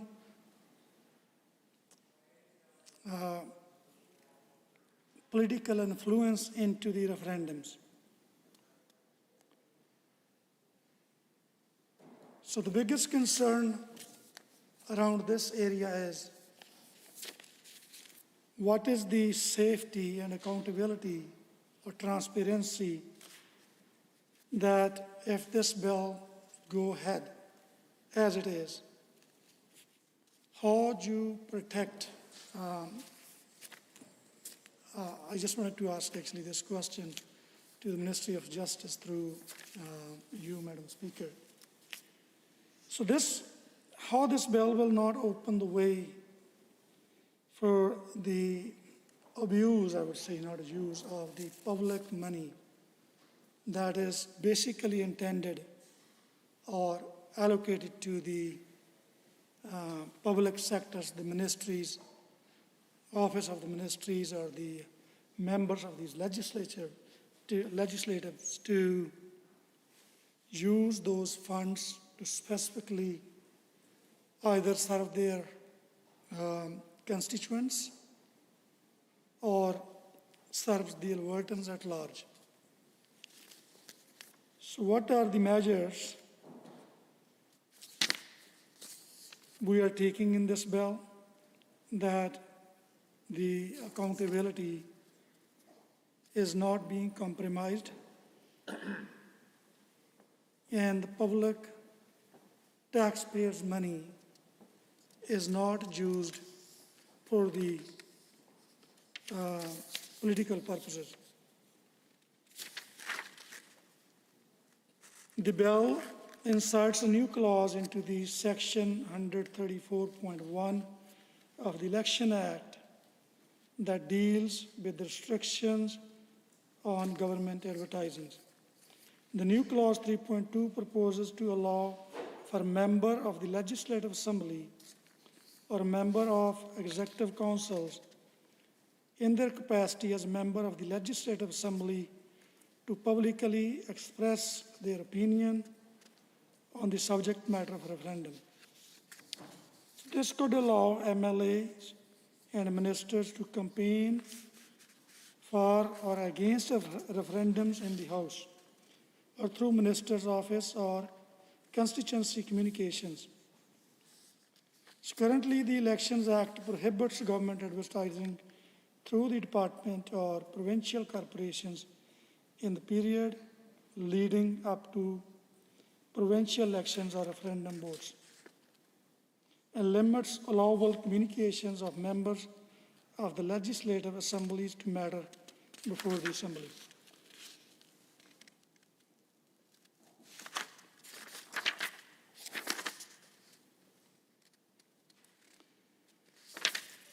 So looking at this bill, the first thing that was in my mind, the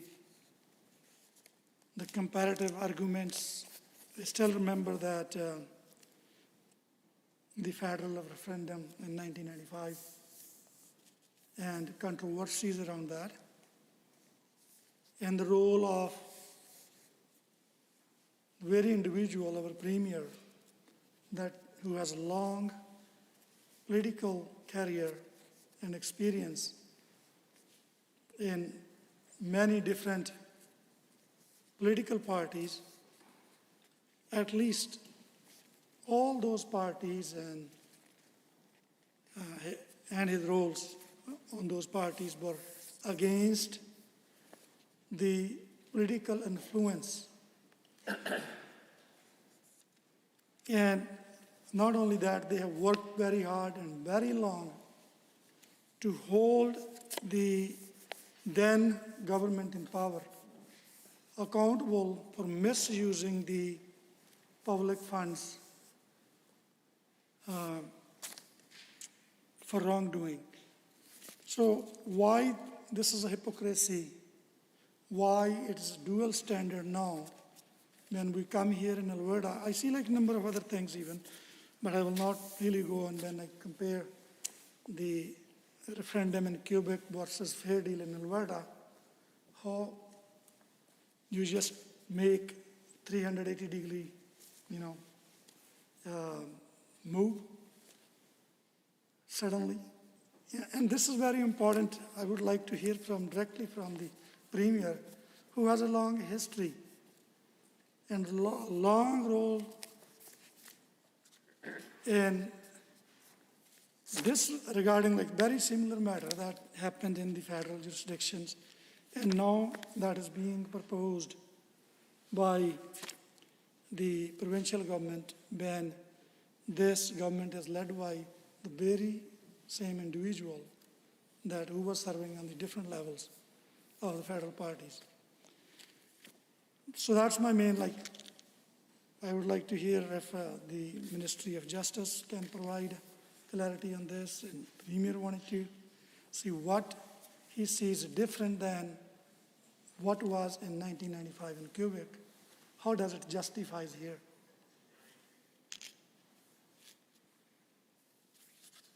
So as a general, I do have a concern.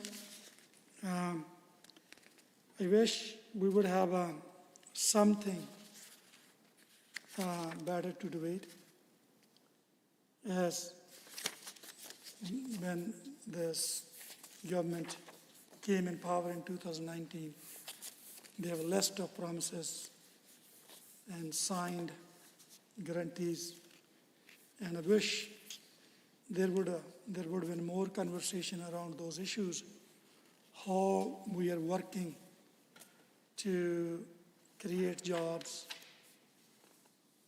when we have, I think it's the second highest unemployment rate in the country right now, and over nearly 250,000 people unemployed. And we just reconvened the assembly after very critical situation due to public health orders. The assembly was shut down for 2 weeks. There would be a number of issues. I don't mind, debating this bill, the certain part of this bills that specifically focusing the long due process or demand from the Francophone community. But again, as I said, this is another omnibus piece of bill we were discussing, under the guise of that, very demand, the government on the same pattern as my colleague member from the West Henday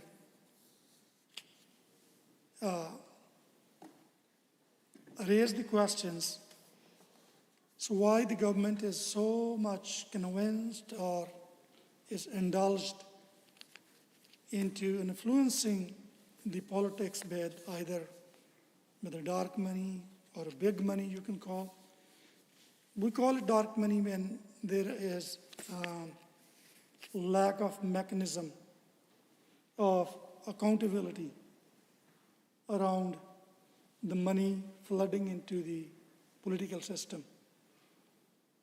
So we have seen the piece of legislations last year. We have seen the pieces of legislation being discussed and passed by the majority of this government that were really against the mandate of the democratic processes of this assembly. So those are the questions before we will, make up a mind to expand further discussion on this. There is a lot of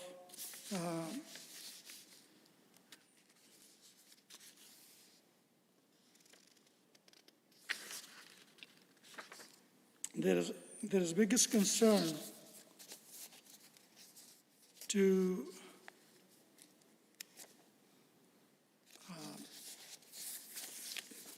I'm just trying to put it in the perspective I wanted to really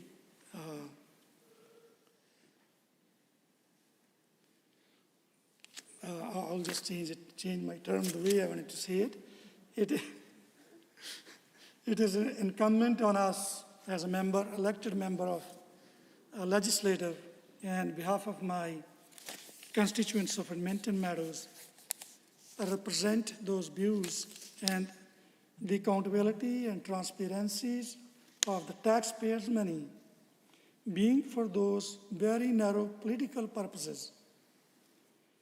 The government first needs to, really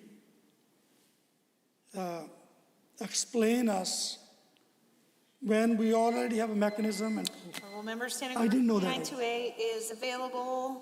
Seeing none, any other members wishing to join the debate? The honourable member for Edmonton, Castle Downs.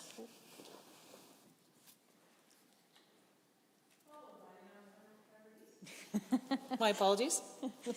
Thank you, Madam Speaker.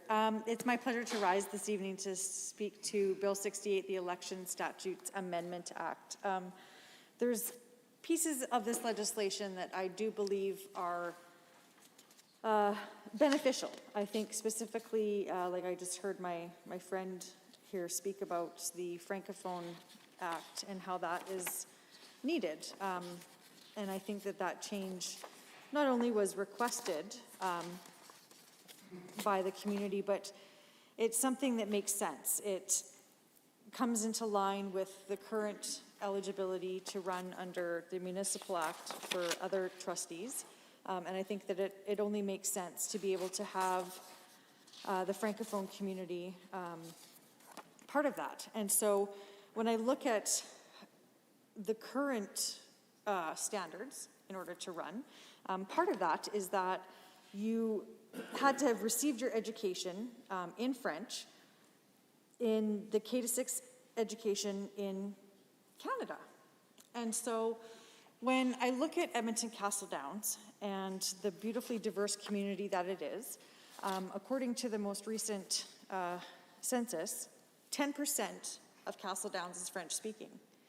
And when we were in government, we approved and funded a new school in the community for the Francophone community because of the high volume of families that are Francophone. And so when I see that the eligibility to be able to put your name forward to run as a trustee is being changed, I think it only makes sense when we look at the incredible diversity in Castle Downs.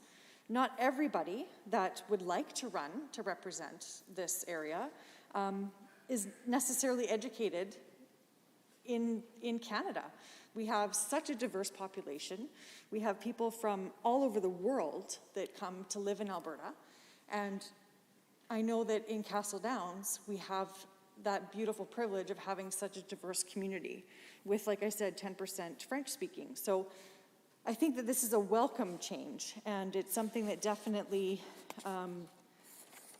speaks to the changes that are happening in the province, that we have a beautiful immigrant community here, and people that want to be involved in service, and being able to expand eligibility, I think makes sense. I definitely support that that's something that's happening, and I think that it's wonderful to see this government doing that. The piece of this legislation that I do have concerns with is that the definition of francophone is still to be determined. And I'm curious why it isn't put in this legislation. I think that it's something that I'm sure they talk to the francophone community about, I would hope, in consultation with them. I would think that they would be able to provide a definition quite easily to what that means. And I think that having it not in this legislation is a bit confusing. So I've seen a trend where there's so many pieces of legislation that have these big questions and these big gaps left in them. The government says we'll do that in regulation, we'll do that later. And that makes me question what's the motivation behind that. Something as simple as being able to define the francophone is quite easily resolved by talking to the francophone community to come up with a definition. It shouldn't be something that council needs to determine. Ask the community. I'm sure that they would happily be able to provide a definition for themselves. So I'm hopeful that perhaps by the time that this legislation is resolved, that there would be an amendment from government to actually include a definition. We are in a bit of a time crunch because we have a municipal election that's coming up this fall. And I would hope that the definition would be confirmed well before this fall election. We're seeing individuals all across the province come forward and identify that they have been successful in seeking the position of running for municipal elections and trustees. And I think it would only make sense to be able to have that definition to give out prior to an election where they would be running. And I would hope that it would be done soon, because people, like I said, are announcing right away. And we know, every one of us in this chamber knows the amount of work that needs to go into a campaign. And the earlier you can start, the better. So I would encourage government to come up with this definition. There's also some pieces of this legislation that will help define the boundaries. And again, I hope that this is something that is happening in consultation with the community rather than government arbitrarily making these decisions. That the community is able to say, this is what we want, these are the boundaries, this is what makes sense for our community, these are natural boundaries. I sincerely hope that government is listening to community when it comes to that. And I think that something that I would implore government is that when they're making these decisions and they're looking at regulations, that they're actually talking to the Francophone community to include them in those creations of the regulations, because it's really unfortunate when you hear that decisions have been made and definitions are done And then the community is upset because nobody talked to them. So I really hope that this government is really listening to the community that this is impacting. This is a wonderful opportunity to have the community directly impacted involved in the conversation. And I think this is a wonderful piece that could have success if they're authentically consulting with those that are impacted by that. Another piece of this bill would allow government funds for MLAs and ministers for partisan activity in relation to a referendum. Madam Speaker, I can't tell you how concerning it is that this would be something that's allowable. Right now, we have very strict guidelines through our member services orders that clearly define what is an eligible expense and what is not. I sit on the Member Services Committee, and we are tasked with reviewing the orders and coming up with recommendations and making sure that the orders that we have, especially when it comes to expenditures and our definitions of what's partisan and what our communication guidelines are, it's very clear what is an allowable expense and what is not. And right now, it is clear that partisan activity is not an eligible expense, whether it's out of your constituency office or out of a minister's office. I know, as a representative for Edmonton Castle Downs, I represent everybody. I have the privilege of being able to listen to all points of view of my constituents when they come to me. And I can honestly say that regardless of your political stripe, you're welcome at my office. You can come in and talk to me about your concerns, talk to me about your strategies, talk to me about the things that matter to you as a constituent of Edmonton Castle Downs. My fear is that if we start putting partisan politics into our expenditures, into our ability to advertise and communicate, that is not just blurring the line, it is blatantly destroying the line. It becomes a free-for-all in being able to spend money to support partisan practice. And I think that is a huge area that we need to be cautious of. Because I need my constituents coming into my office to know that their opinion is respected. Regardless of the party that I represent, when it comes to my constituency office, it is nonpartisan. Everybody is welcome to come in. My communication goes out talking about things that are happening in government in a nonpartisan way. It's very clear in our orders what is allowable and what is not. And if there's any question, we have those conversations. There's checks in place that we can go through something with our expenditure officer to talk about the language that we're using, the questions that it could be perceived as being partisan. But this piece of legislation is saying that it's allowed to be spent under government funds for us to be partisan when it comes to referendum. And I think that constituents that don't support the political party that that member represents might have an issue knowing that their MLA or the minister is eligible to use government funds to pay for communications for partisan activities. It's just not acceptable.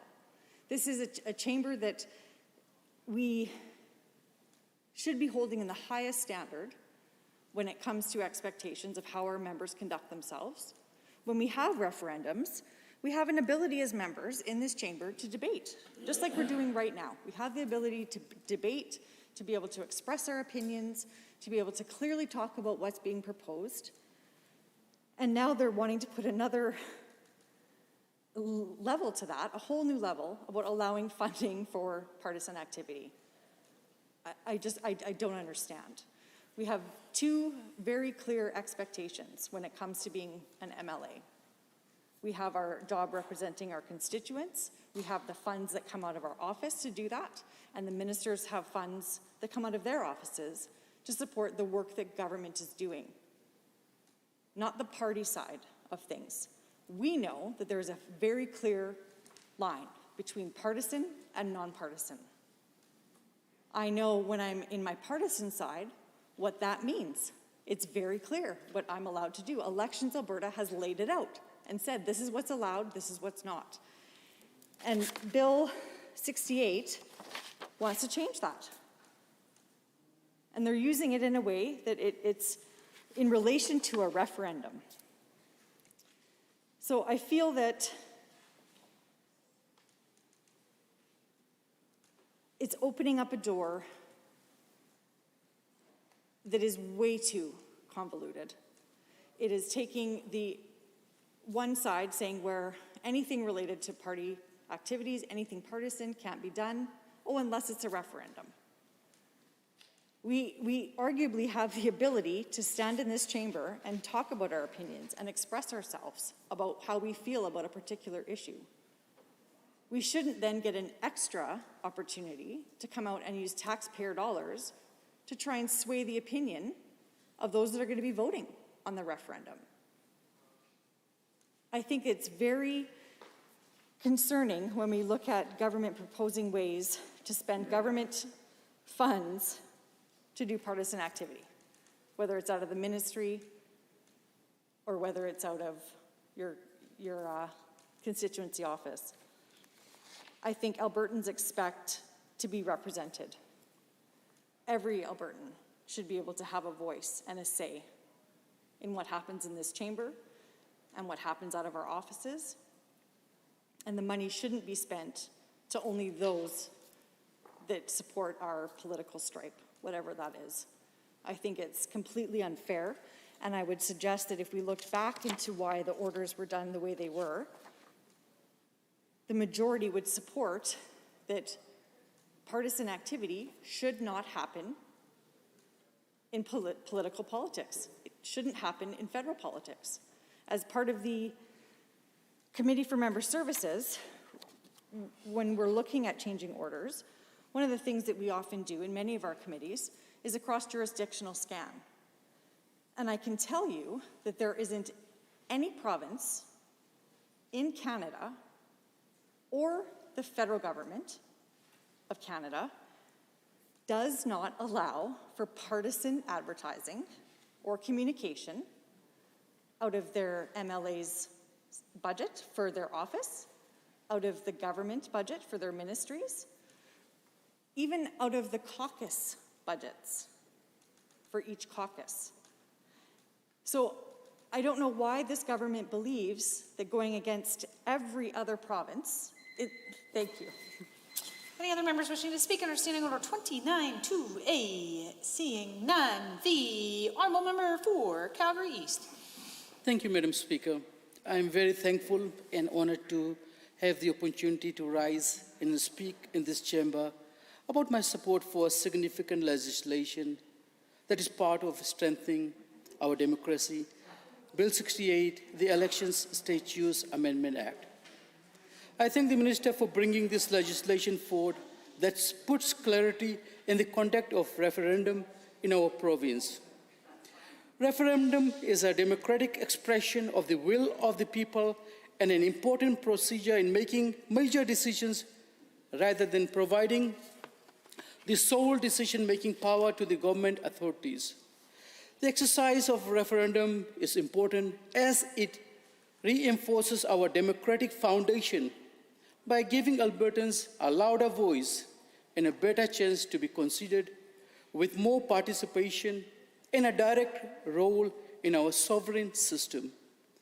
The provincial government held dozens of fair deal panels throughout the province, and the results were astounding.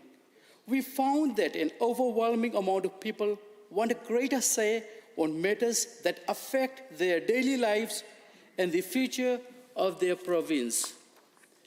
Last year, Bill 26, the Constitutional Referendum Amendment Act, was enacted, which allows referendums to be held on more topics, including on government-led initiatives or matters of public interest before they are implemented, including the recommendations of the Fair Deal panel.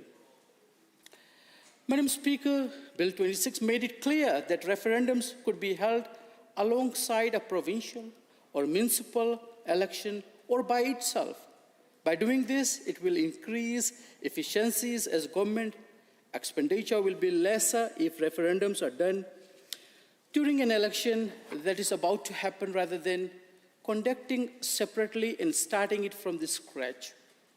Also on this conduct, more Albertans are expected to be out there during the polls as they are encouraged to engage in provincial or municipal elections and issues that affect them.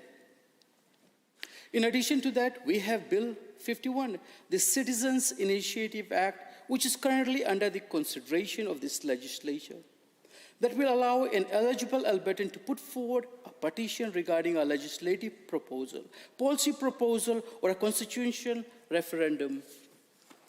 We often see some debates and exchange of views when a referendum is about to be undertaken.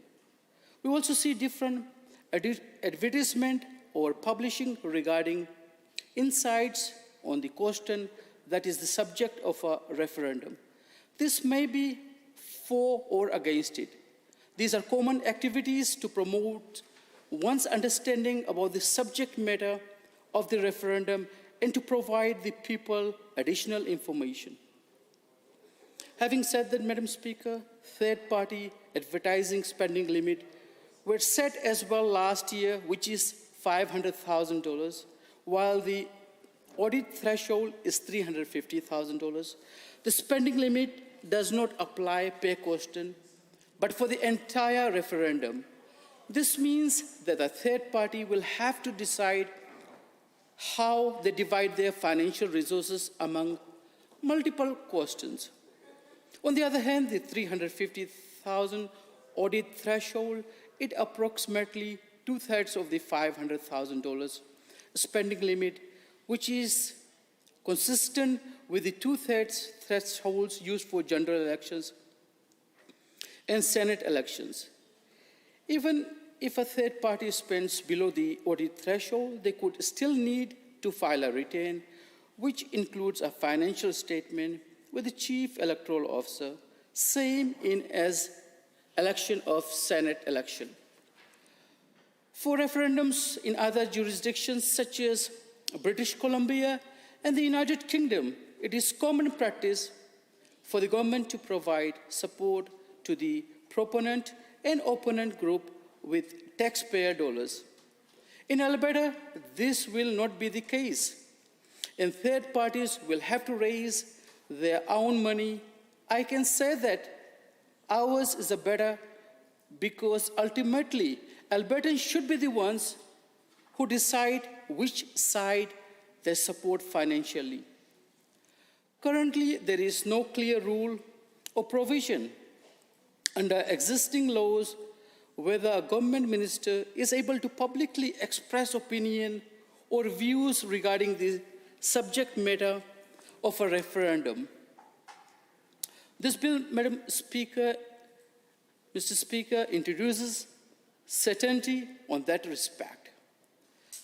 Bill 68 will permit ministers in their capacity as MLAs to join or participate debates, interviews, or other forms of public speaking to provide their views on referendum questions.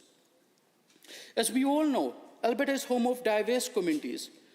With this composition, we have learned the importance of sharing another's culture, ethnicity. We enjoy each other's activities and celebration, and we respect each other's views and opinions. Having said that, Mr. Speaker, our democracy has allowed any person to express and to be heard on their thoughts on matters concerning the general public which have been put into the referendum. Albertans have participated in various referendums, including on the generation and distribution of electricity in 1948, a vote on the daylight saving time in 1967 and 1971, and the 1992 constitutional changes. Moreover, Canada has had a tradition of referendums on vital issues, including the 1898 vote on the prohibition of alcohol, the 1942 vote on conscription, and the 1992 vote on the Charlottetown Accord. Referendums have been conducted to major issues in provinces such as grain marketing, proportional representation, electoral systems, public health insurance, and constitutional change. All of these, Mr. Speaker, are an appropriate exercise of democracy, together with the hundreds of municipal referendums held in various towns and cities across Canada. Guided with basic principles of democracy, any person should be freely able to express opinions and thoughts with matters that will directly affect them. This too should apply not only to the regular members of the legislature, but also with the government ministers in their capacity as the representative of their constituents. Bill 68, Mr. Speaker, will explicitly allow that. The government ministers, like every other MLA, were voted upon by their constituents. They should be able to voice out what they have heard from their constituents regarding matters which are the subject of a referendum. Albertans deserve to hear all viewpoints in the referendum process. The changes that Bill 68 introduces would make it clear that ministers, just like all other MLAs, are allowed to engage in a robust public debate about matters that are important to Albertans. That is very important in a democratic system. Everyone is heard and able to express their understanding on matters that will affect them. Similarly, by allowing the elected leaders to join debates and public speaking opportunities in referendum questions, Albertans will be able to receive their views on the subject matter and make an intelligent decision in casting their support. As referendums in Alberta can be held on an extensive range of issues or matters of public interest or concern, which includes an opportunity to have more direct position on certain recommendations of the Fair Deal panel, the public need an open engagement with MLAs, including government minister, regarding the subject matter of the referendum.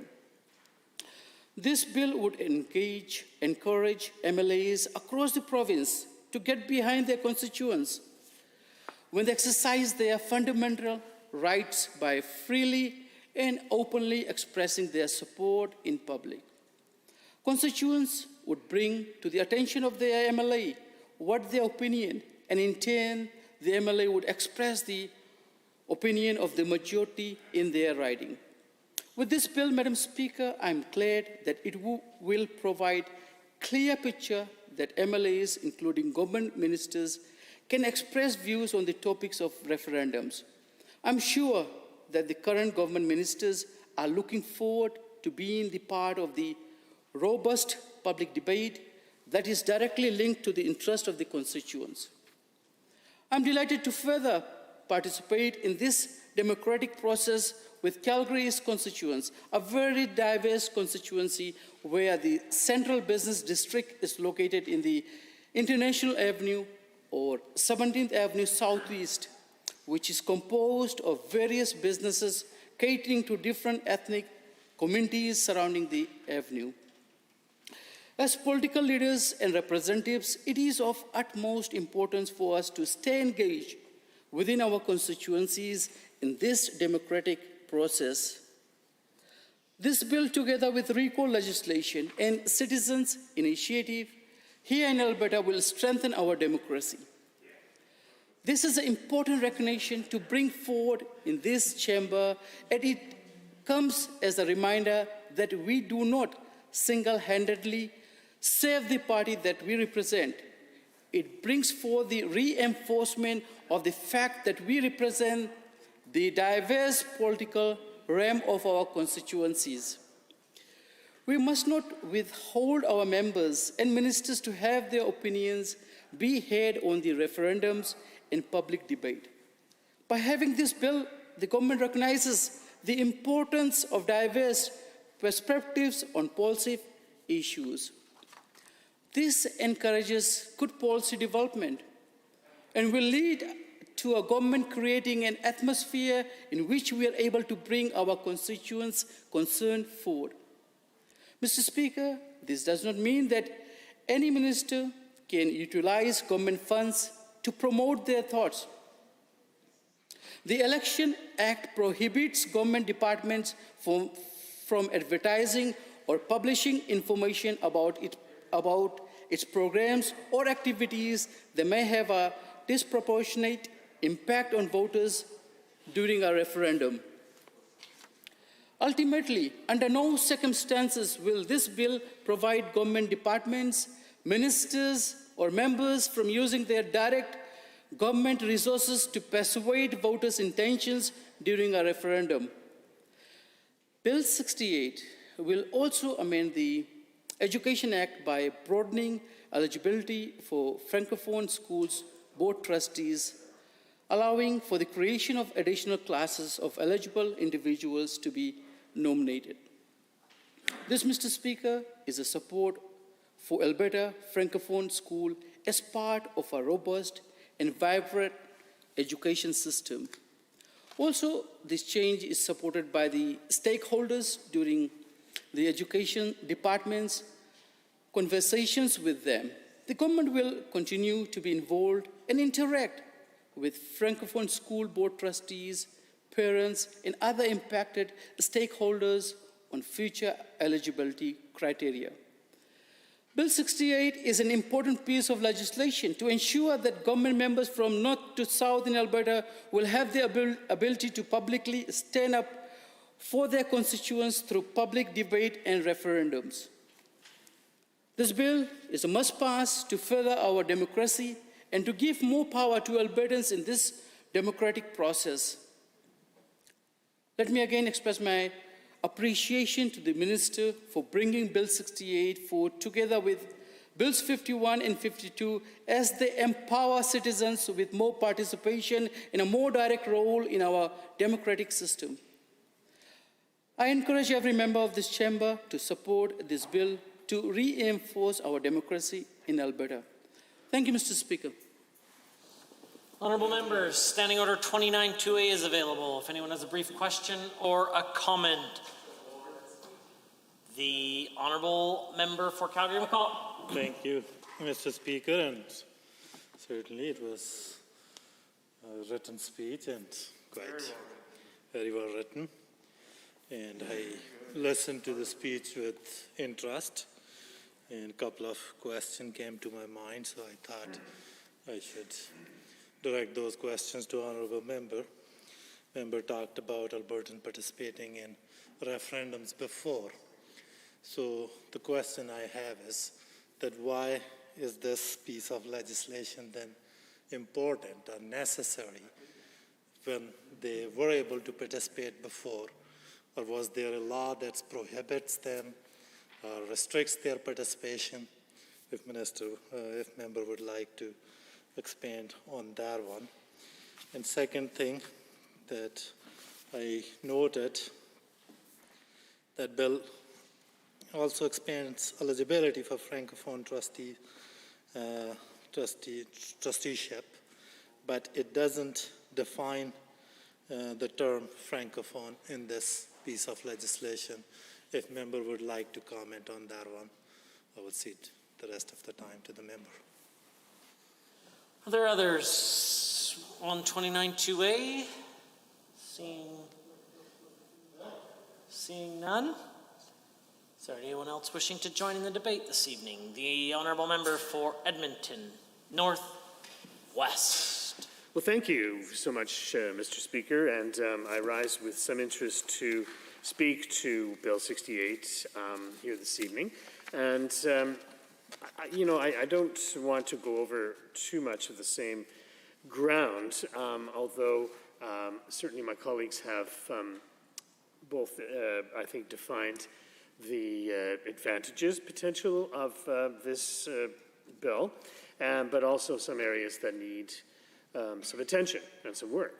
And so I think I would like to maybe be much more specific around the problematic elements of this bill. And of course, in second reading, we look to the general principle of what is trying to be expressed, and then, of course, looking for ways by which we can perhaps improve the bill through the other stages of debate. And so the first part, I just want to talk about the Francophone elections. And certainly this issue has been brought to my attention a number of times, and so I'm glad to see it being addressed. We know, of course, that our participation of Albertans in the Francophone school systems that we have across the province has been increasing quite dramatically over the last number of years, and a lot of it is to do with immigration from Francophone countries.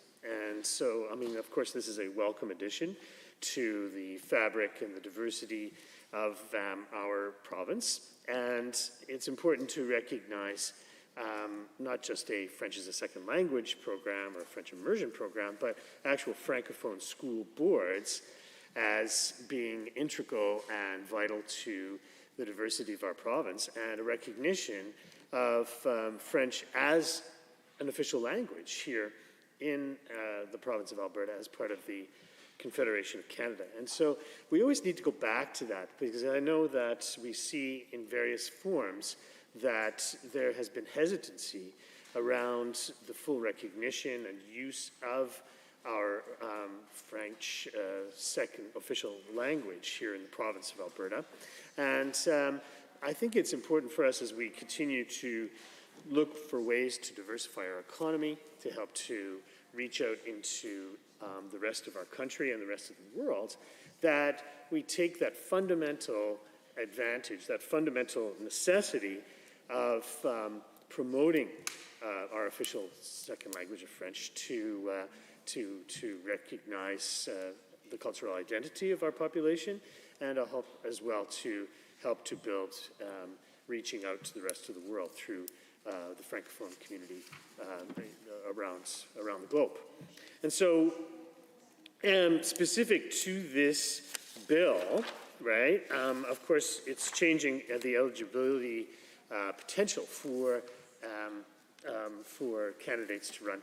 I presume it can be passed and then come into effect for this election coming up. I guess the minister can certainly clarify that for us.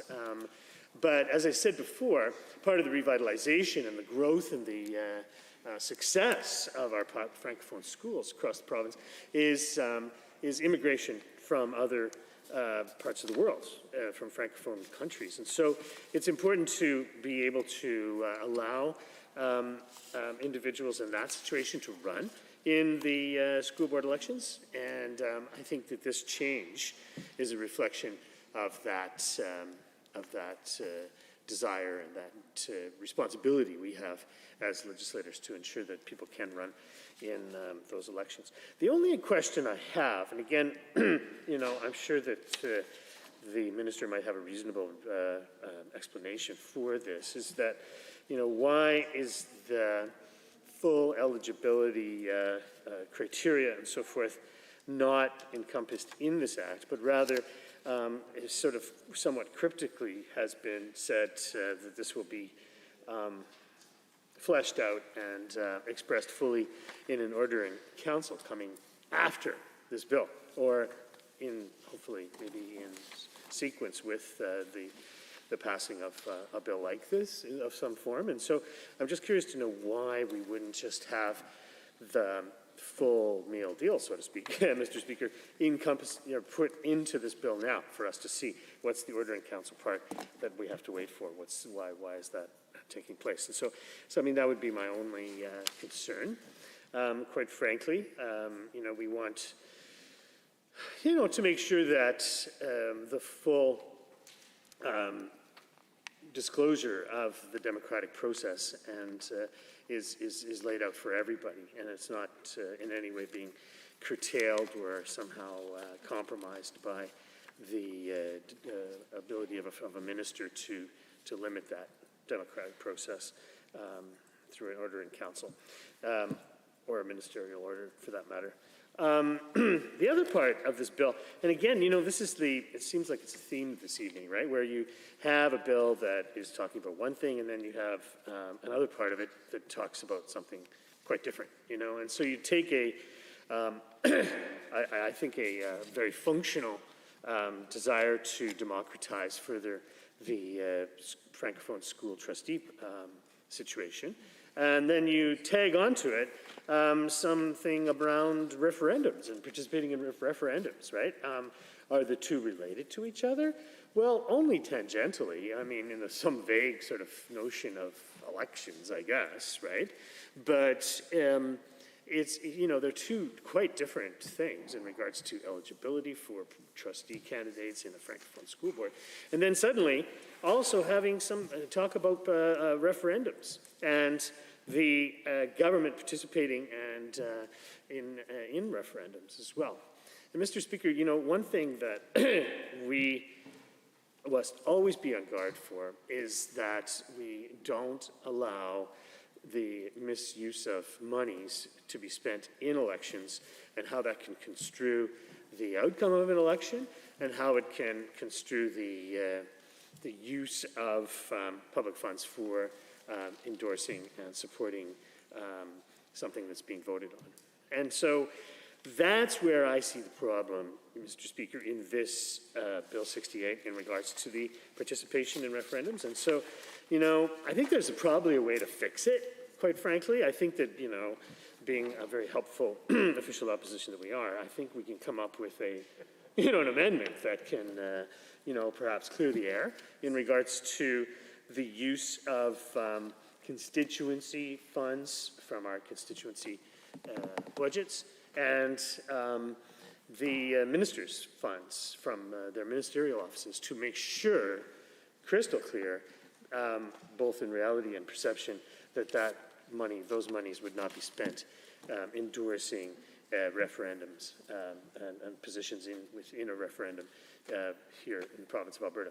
I mean, the whole referendum idea is certainly intriguing and it's interesting, and I think that we'll see this head down this journey together, right? But there has to be rules, as there should be for any elections, in regards to the expenditure of money.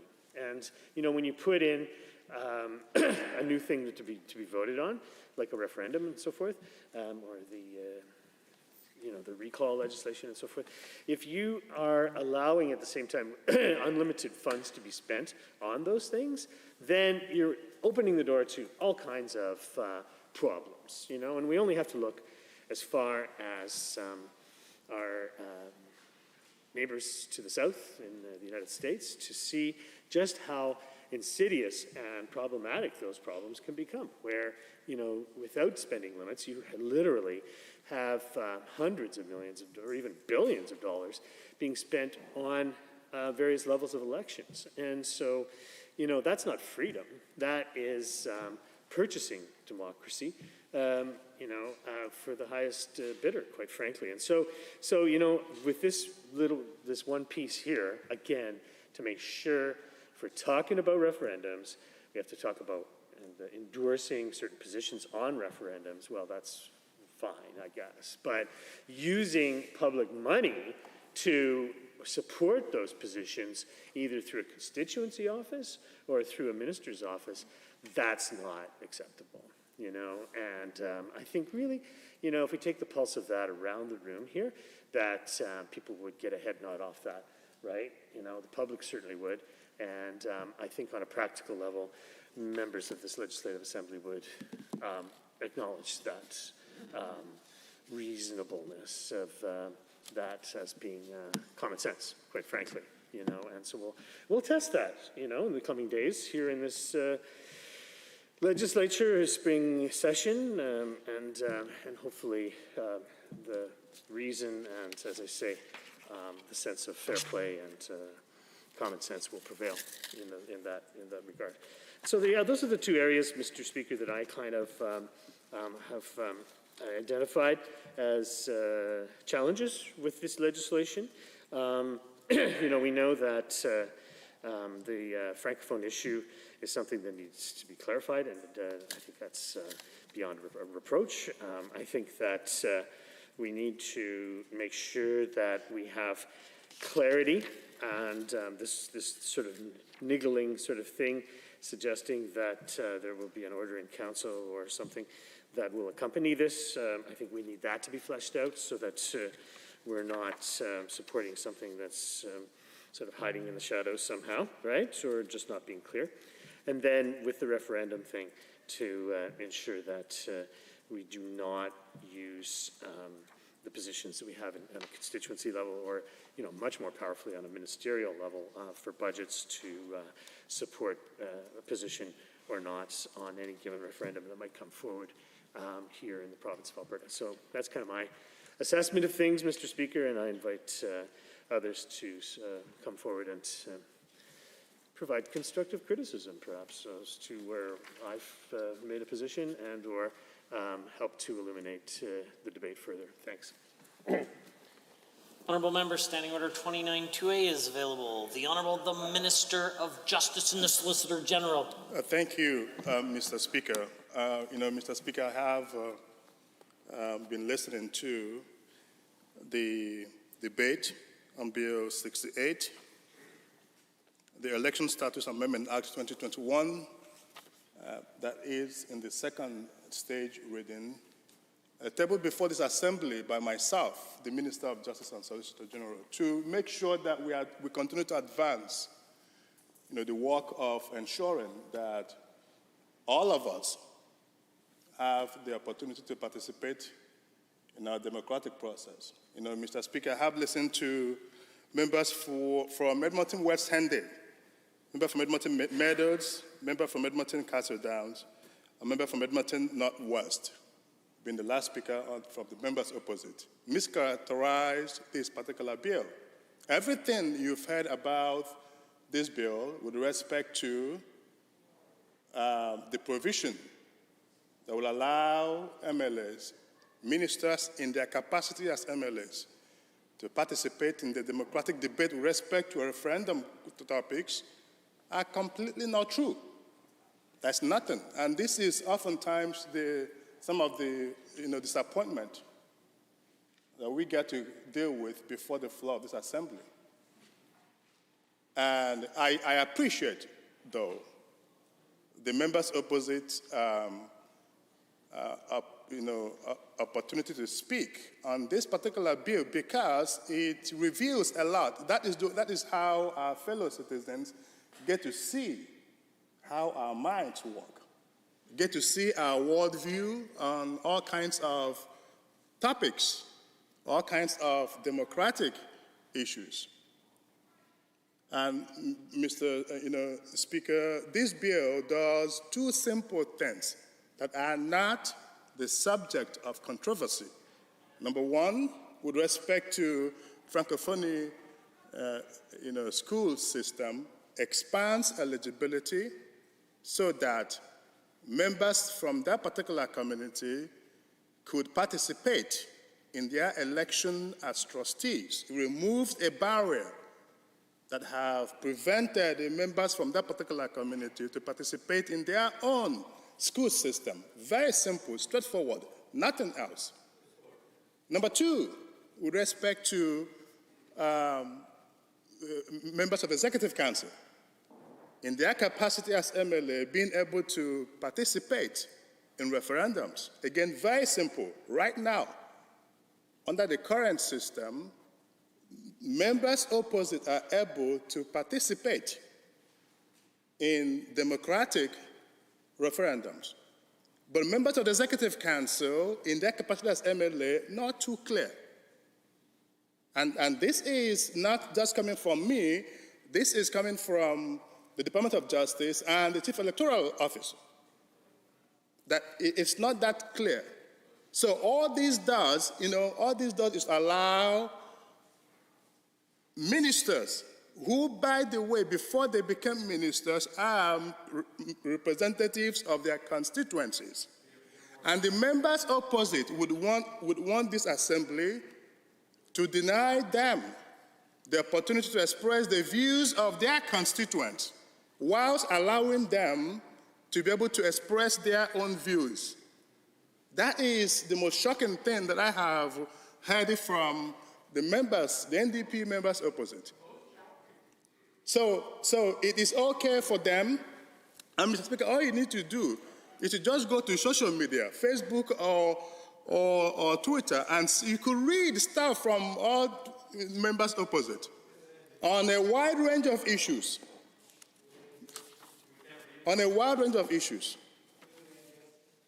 But they would not want members of the Executive Council to be able to express the views of their constituent in a referendum. You know what the members opposite are afraid of? It is not what they are talking about in terms of expenditure. The budget for the minister's office are in the hands of the department. And this particular bill, Mr. Speaker, this act in section 134 sub 31 deals with that particular issue. Honorable members, this concludes the time allotted for Standing Order 29-2A. Is there anyone else wishing to join in the debate? The Honorable Member for Edmonton, Beverly Clearview. Oh, Mr. Speaker, I'm excited to speak after the minister. Yeah, very excited to clarify a few things that he has suggested. This bill makes a couple of different changes, doesn't just clarify. The biggest concern that the opposition has is that there is now an ability for the minister to use his or her ministerial resources to affect the outcome of this election. Show me where, Minister, in the bill does it say that a minister cannot use his or her budget. Through you, Mr. Speaker. It doesn't. Therefore, it's a loophole you could drive a bus through, unless the government closes that loophole. And I welcome the government to bring forward an amendment to clarify that in black and white. Because as it currently stands, Mr. Speaker, there is not clarity, and believe me, there are several lawyers in the room, that definitively states that a minister cannot use his or her budget. Where I will challenge the minister on his argument of he is an elected representative. He is. He's also a member of Executive Council, which gives him privileges and resources and access that no other private member has.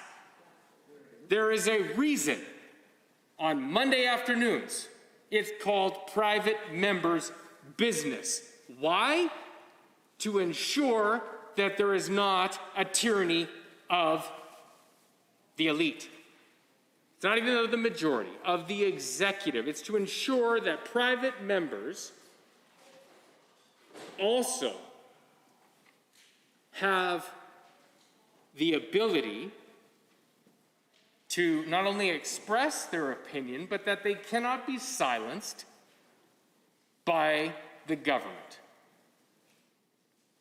Let's be clear, Mr. Speaker, the government represents, or the government is made up of, Executive Council. The majority of the members opposite who sit in this chamber are not part of Executive Council. But in this place, we, through you, Mr. Speaker, guarantee that their rights as members are upheld. Because every member represents a significant number of Albertans, and whether or not they are part of Executive Council, they are equally as important. They equally represent a significant number of Albertans, and their right and rights need to be protected. In this piece of legislation, as it's currently written, there isn't clarity. Now, I invite, I welcome, I ask the minister to bring forward an amendment to clarify definitively in the bill that a minister cannot use his or her ministerial budget. Now, I will remind Albertans, ministerial budgets are significant. They're no small amount. We're talking hundreds of thousands of dollars to millions of dollars is a minister's budget. I appreciate the minister currently is saying that his budget cannot be used to influence the election. It's not currently stated in the bill. So, by law, a minister could use his or her budget. Now, where I will clarify with the minister, I'm not talking about the ministerial budget. I'm talking about the minister's office, which is a line item in the department budget that is controlled exclusively by the minister. How do I know this? Because I was a minister for 4 years. The minister does not seek approval from the department on how to spend his ministerial office budget.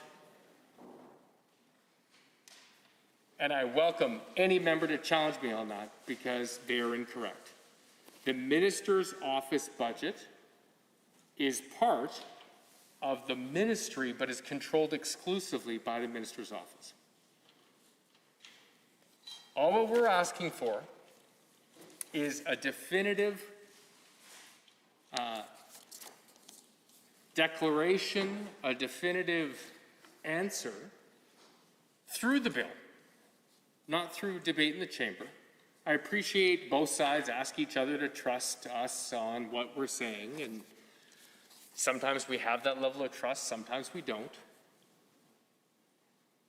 But to assure Albertans that monies from government in the offices that the ministers hold cannot be used to influence elections, that it is stated in the bill.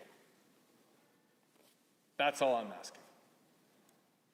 I appreciate, and again, members in this chamber will know, I am happy to give credit where credit's due. I do time and time again. I appreciate the fact that part of this bill amends who can run to be a Francophonie representative. And I honestly appreciate that that definition is being expanded. Because I think in order to ensure that we have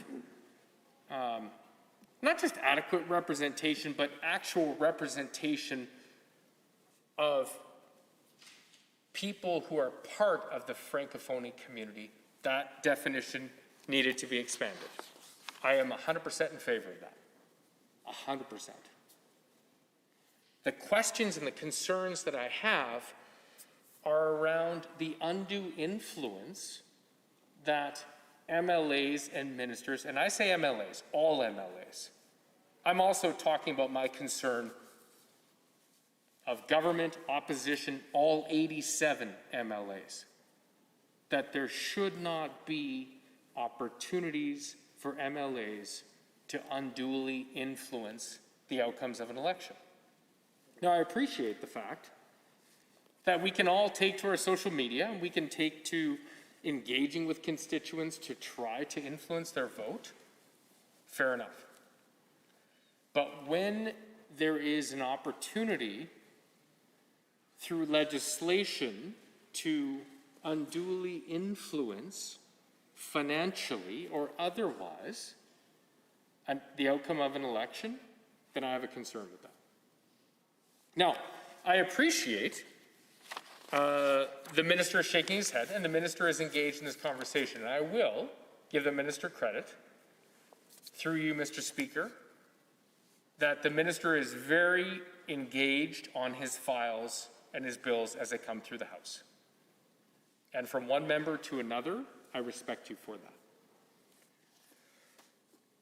For me, we could very easily, through a government amendment, clarify this and put this concern to rest through an amendment, whether through the opposition or through the government. And I'll tell the Assembly I will support either, to ensure that this and these elections are not unduly influenced. And that's what we're talking about, Mr. Speaker. So, you know, I appreciate, on the one hand, this is the second piece of legislation that I've stood up to debate this evening, that the government is making, I believe, a real attempt at improving a piece of legislation. And there are some aspects in this piece of legislation, in Bill 62, that I support. The challenge, Mr. Speaker, is that there are elements in Bill 62 and in this current bill, and to be fair, in Bill 62 there's more concerns that I have that would require several amendments. However, in Bill 68 here, the Election Statutes Amendment Act, that can be clarified to a point that I believe the official opposition would support wholeheartedly. And I know, through you, Mr. Speaker, to the minister and to the government members, that the Francophone community is in support of a number of changes that are being proposed. I know that. The Francophone community has concerns and questions around changes to the involvement of MLAs and ministers.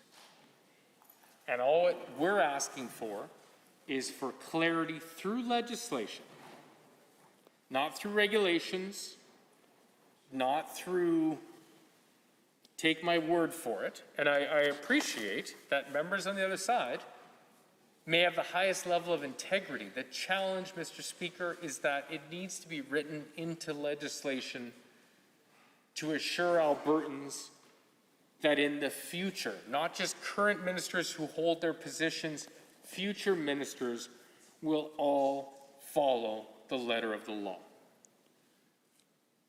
And that is what we're asking for. Mr. Speaker, I remember speaking to pieces of legislation in 2012 when I was first elected and talking about the honor of a minister of that time, in that day, and how they may uphold the spirit of what they're proposing.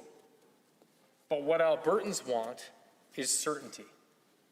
And in order to get that, they need it written into legislation so that every other minister that follows them will be held to the same standards and will uphold the same bar.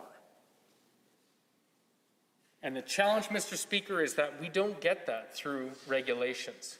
We don't get that through orders in council, because that is done behind closed doors. And the members opposite know that. These were the same arguments they gave when they were opposition. The exact same.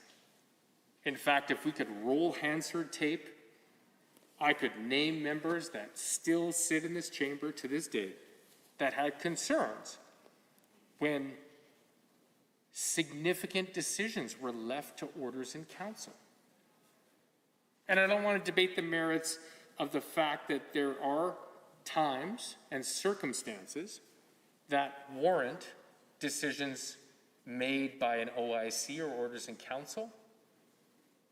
But the fact of the matter is, every opposition party, since I've started following Alberta politics, has a concern when significant decisions are not spelled out.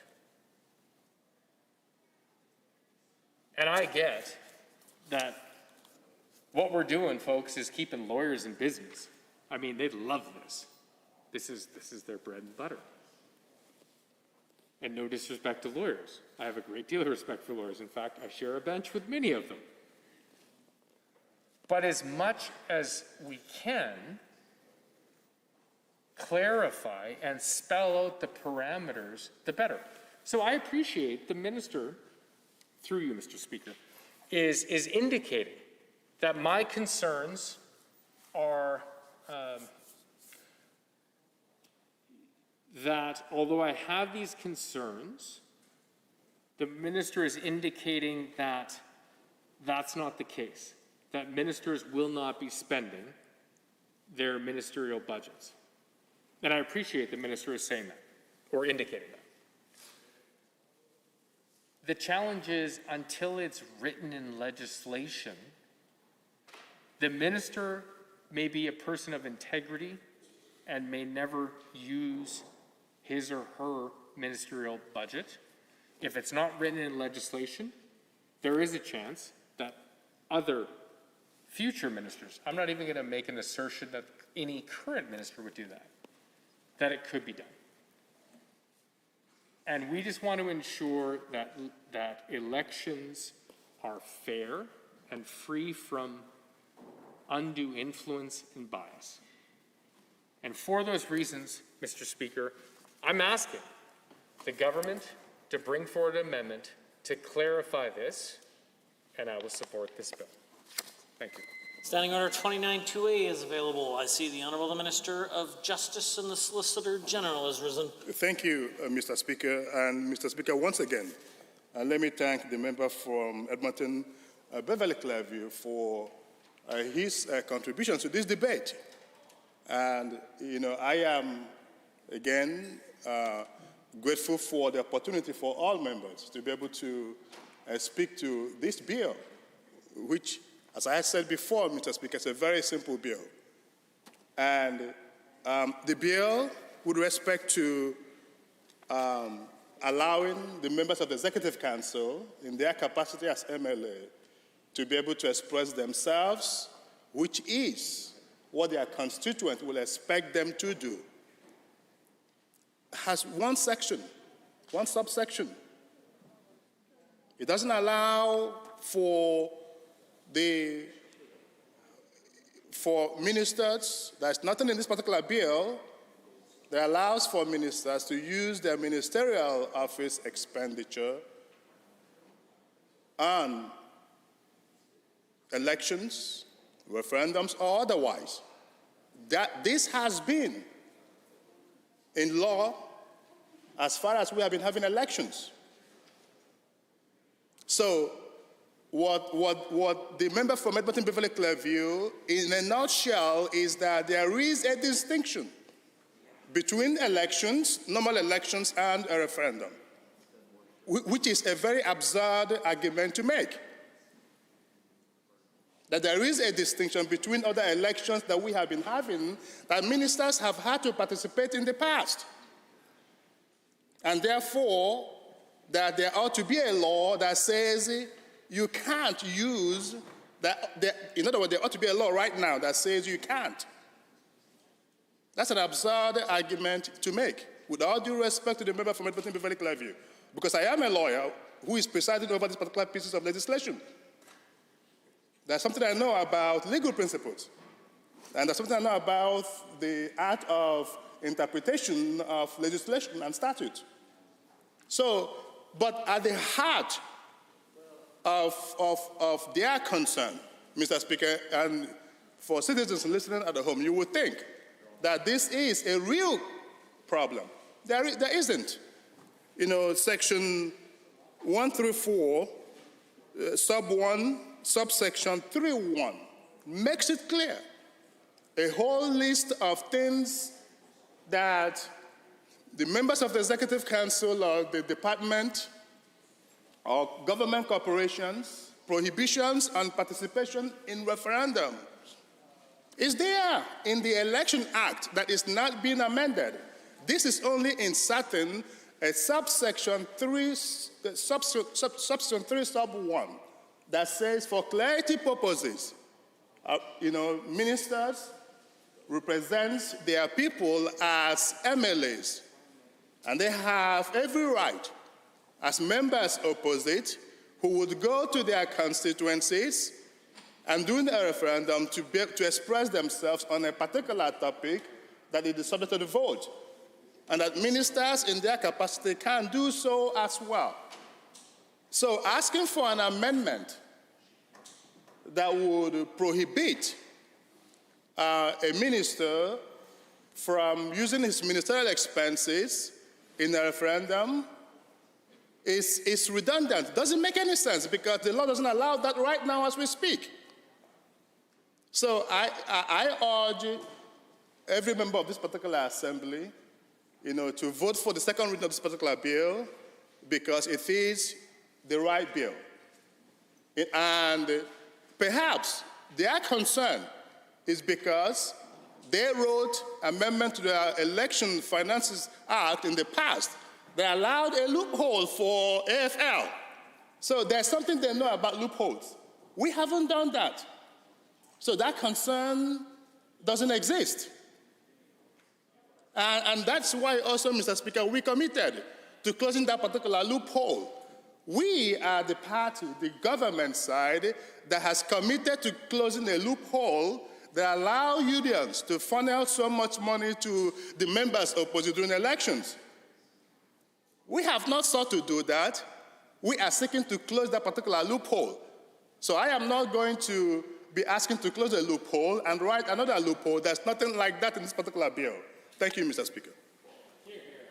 Members, that concludes the time allotted for 29-2A. Are there others? The Honourable Member for Edmonton Manning. Well, thank you, Mr. Speaker. It's an honor to rise, and I've been listening to the debate with my honourable colleague from Beverly Clearview and the minister and the dialogue that has been going on. And we had many conversations at the Democratic Accountability Committee around election financing and making sure that when we were looking at third-party advertising and all of the different ways that money could end up being introduced into potential elections, I don't think it ever thought, or the thought crossed any of our minds, that we'd actually have to get into a discussion around constituency budgets, members' budgets, and then minister department budgets. Now, I just want to clarify something that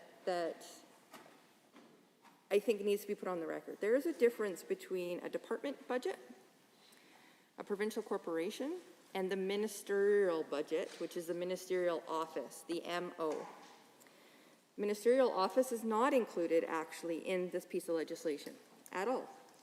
And in fact, I looked at the bill and I brought the bill into the House because I felt that it was important that we clarify exactly what we're discussing. Because if what the minister is saying is accurate, then to amend it to clarify it even further shouldn't be an issue.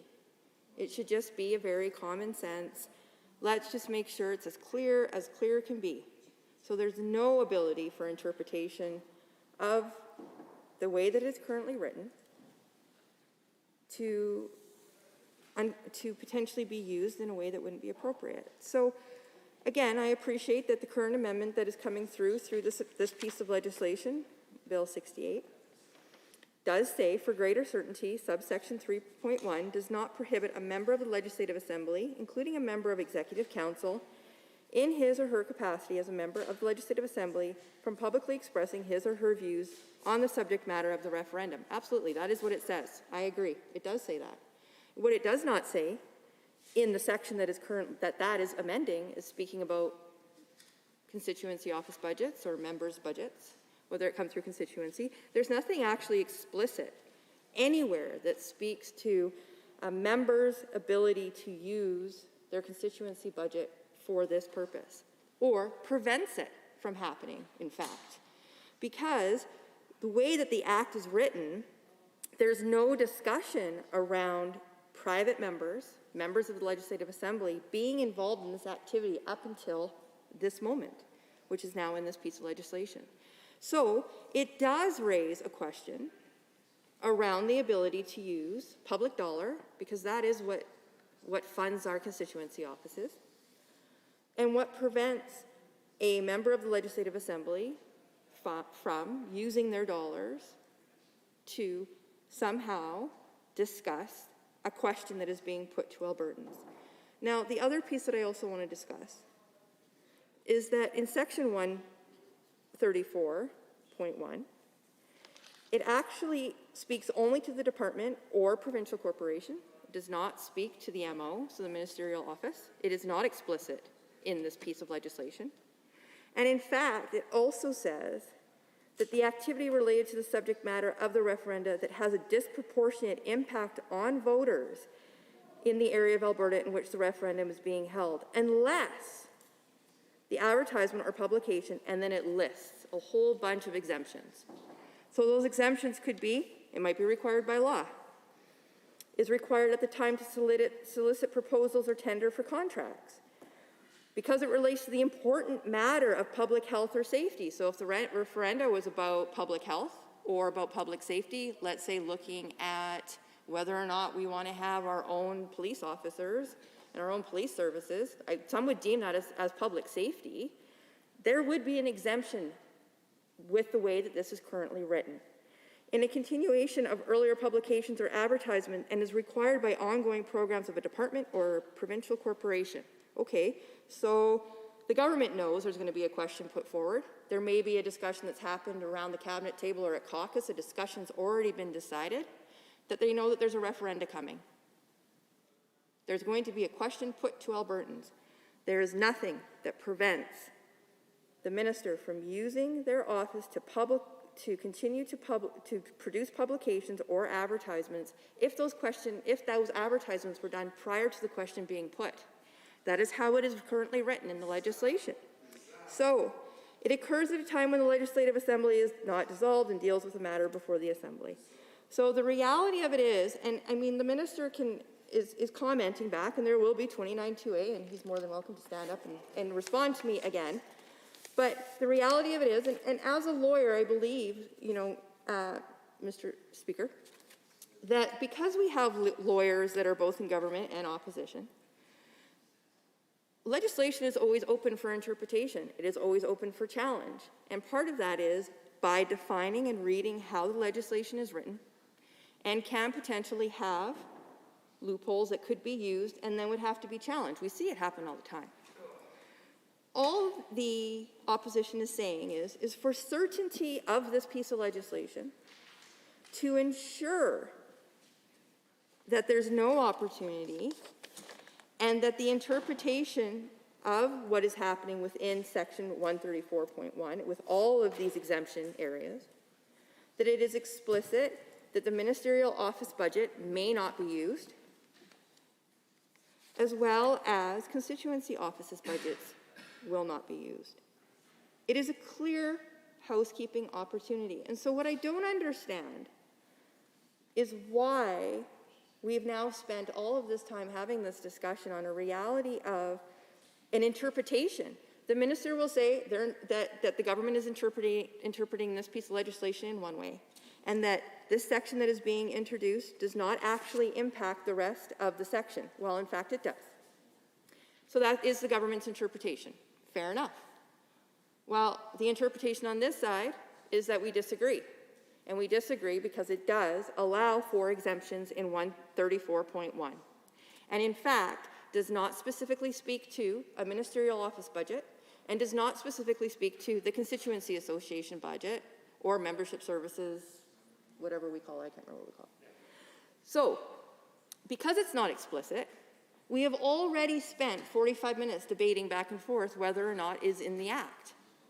The fact that this conversation has continued for 45 minutes about whether or not it's actually existing within the piece of legislation and whether or not the exemptions exist, or whether or not it is explicit and defined within the legislation, speaks to the fact that it is not clear enough in this piece of legislation to say that it cannot happen.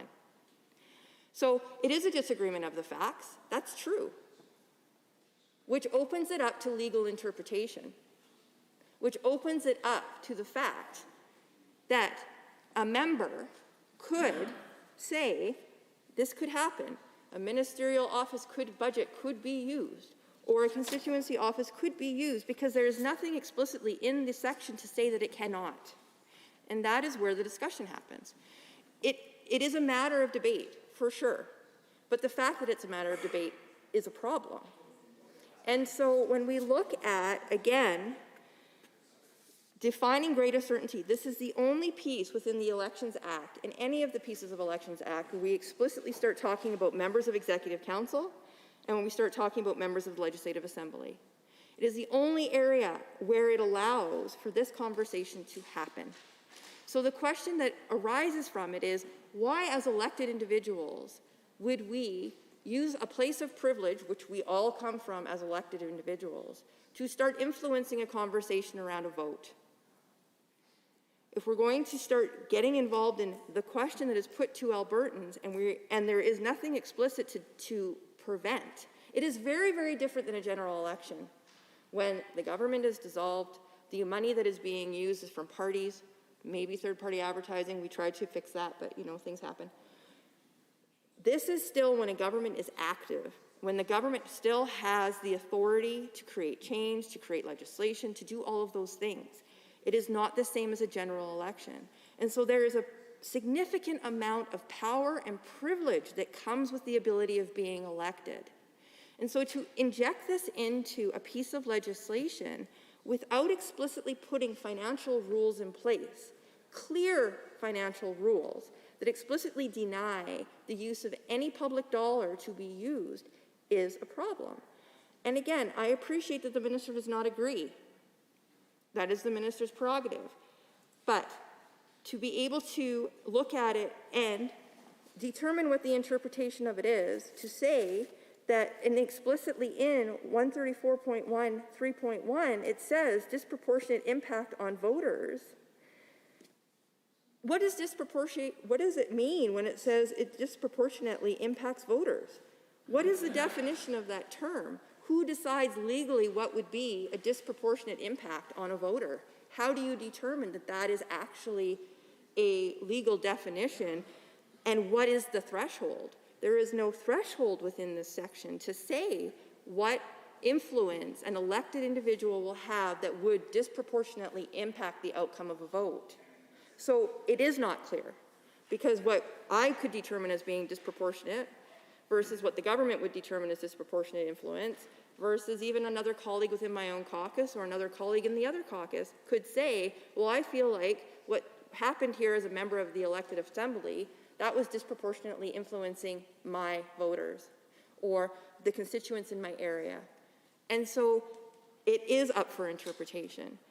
And if we're going to write a piece of legislation and we're going to amend the sections to have words that are vague, that do not have a threshold that says this is the ultimate threshold that will allow this to happen, and yet also in that same section have exemptions where you could still do this if it met these requirements. Well, again, who determines what these requirements are? Because who is it to say?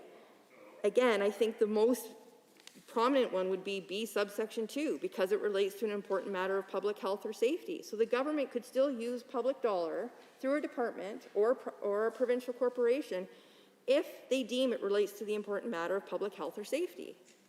Well, you could write a whole bunch of questions to put forward that could relate to public health or safety. And now the government has the ability to use all the monies that they want. It is how it is written within this section. So again, I do believe that although we could debate this back and forth numerous times, it's explicit that it is there and there are exemptions there.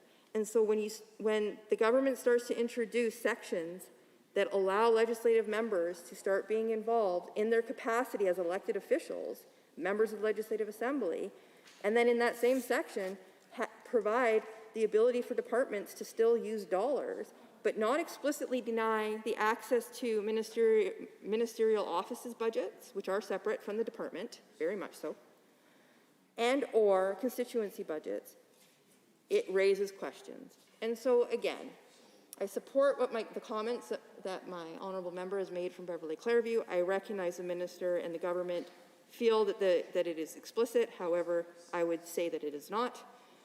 I would encourage the government to take this back and to think about it and to make it more explicit, and then it's no longer a discussion. And we can move forward, and the bill is even stronger because of it. Thank you, Mr. Speaker.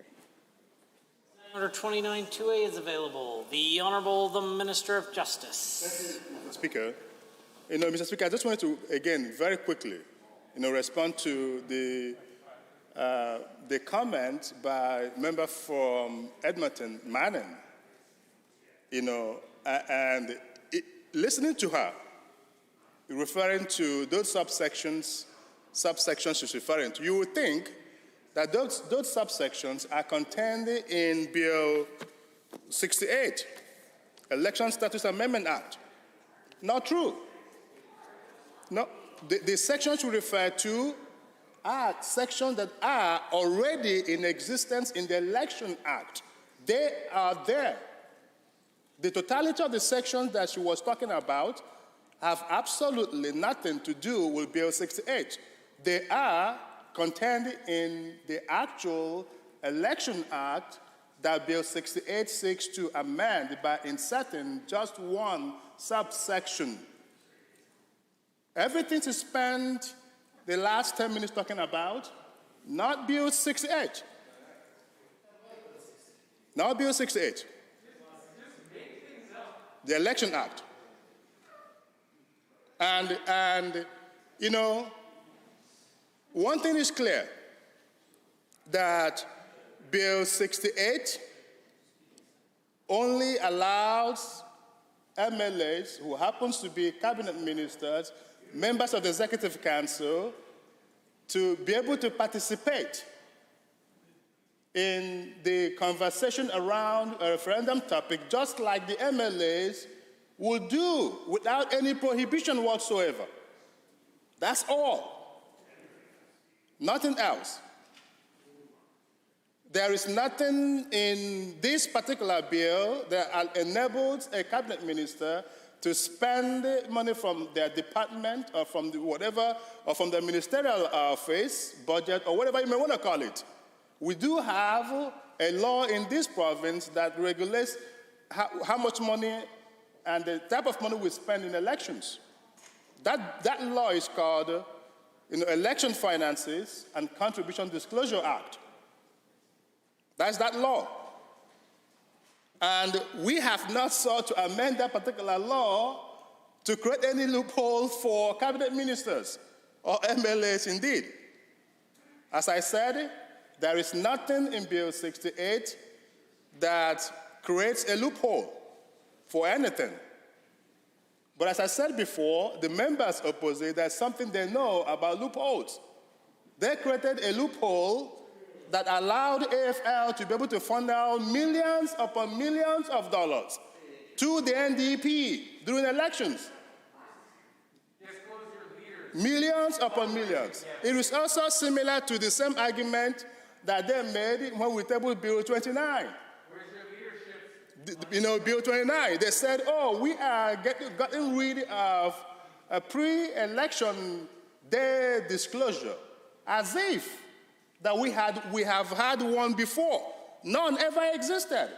No, there are 339, at that time, 341 municipalities in Alberta. Not one had a law or a bylaw allowing for pre-election day disclosure. But listening to the members opposite on that particular debate, you would think that we came and removed a pre-election day disclosure that the municipalities have put in place. Completely not true.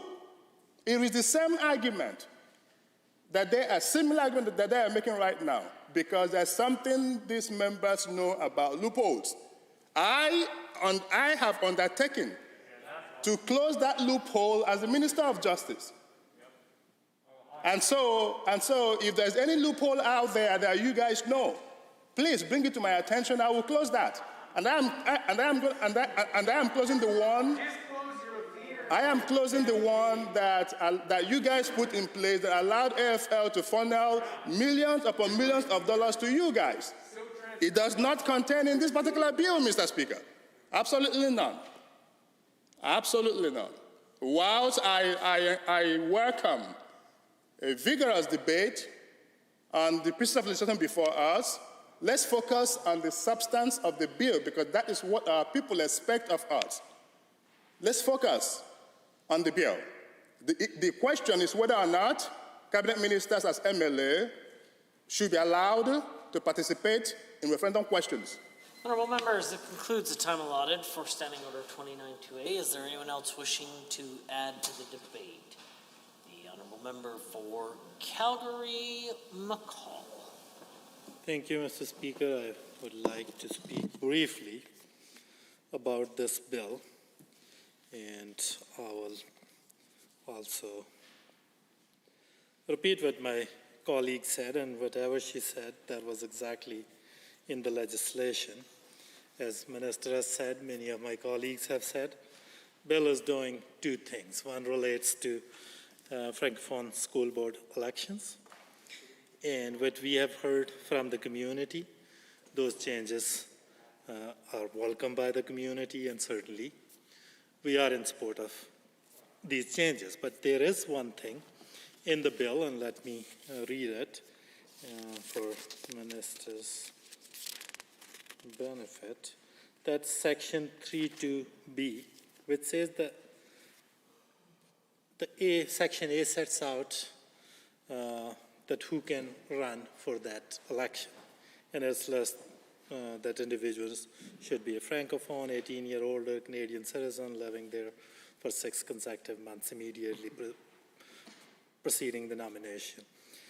And then there is another section, section B, which says the individual is a member of a class of individual prescribed by Lieutenant Governor in Council as being eligible to be nominated as a candidate for election and to be elected. On one hand, this bill makes changes, very clear changes, sets a clear criteria that who should be elected to Francophone school boards. And that criteria is supported by the community, and certainly on this side of the House, we do support those changes. But at the same time, government is reserving powers to cabinet that they can come up with a class of individuals who can be eligible to be elected. And I don't think that anybody from the front bench has explained why it is necessary for them to have that left to cabinet to decide. Did community ask for that? Were there consultations around that? So that's one concern. Second thing, the changes with respect to Election Act. This bill is adding a provision which starts for greater certainty. And usually these kind of provisions, Minister is lawyer himself as well, are used where there is some confusion. The existing provision was very clear that during a referendum period, a department or a provincial corporation shall not use public funds, advertise, unless it's required by law, unless it relates to matter of public health and safety, those kind of things. So that provision was very clear, and purpose of that provision is that when government is going into a referendum, any government department our provincial corporation shouldn't try to influence the outcome of the referendum by using public funds. And the provision that government is adding here is, and I quote, "For greater certainty, subsection 3.1 does not prohibit the member of Legislative Assembly, including a member of Executive Council, in his or her capacity as a member of Legislative Assembly, from publicly expressing his or her views on the subject matter of referendum." So clearly what this provision is saying, that a member of Executive Council, any cabinet minister, they can express their views freely on the subject matter of referendum as MLAs. And we all as MLAs do get budgets. Every one of us get budget from LAO, and certain portion of that budget is reserved to help us express our views. Like in my even neighboring constituency, I was passing by a member from Falcon Ridge constituency. He has a board in my riding about encouraging people to get vaccinated. He's expressing his views by using public funds. So by passing this provision, will he be able to use those funds as MLA, in his or her capacity as MLA, to express their views on the subject matter of the referendum? If that's not the intention of the government, I think what member from Edmonton Manning was suggesting, that government can simply put a provision there, simply put a clarifying provision there. We can bring forward that amendment that prohibits MLAs from using constituency budget to express their views on the subject matter of the referendum. If government is honest about these changes and all they want is to protect members' right to express their views, then I think that's a reasonable question that we are seeking clarification from government. So will members be able to use their MSA to express their views on the subject matter of the referendum? If government can conclusively rule that out, I don't think there is anything stopping them from accepting an amendment that will put there that for greater certainty, member of Legislative Assembly's budgets should not be used by members to express their views on subject matter of the referendum. With that, I will take seat, and at next stage, at committee stage, we will try to clarify these things further. Thank you, Mr. Speaker. Honourable member, Standing Order 29-2A is available. The honourable member for Edmonton Beverly Clairview. Mr. Speaker, it's my pleasure to rise on 29-2A to make a brief comment or question for the member. I appreciate the minister's attempt to say that ministers are not going to abuse their power, they are just MLAs. The fact of the matter is, ministers have a greater reach in their influence, financially, politically, and through the media than private members do. And if you don't believe me, let's compare news stories from ministers to private members, because one outweighs the other. The fact of the matter is, the minister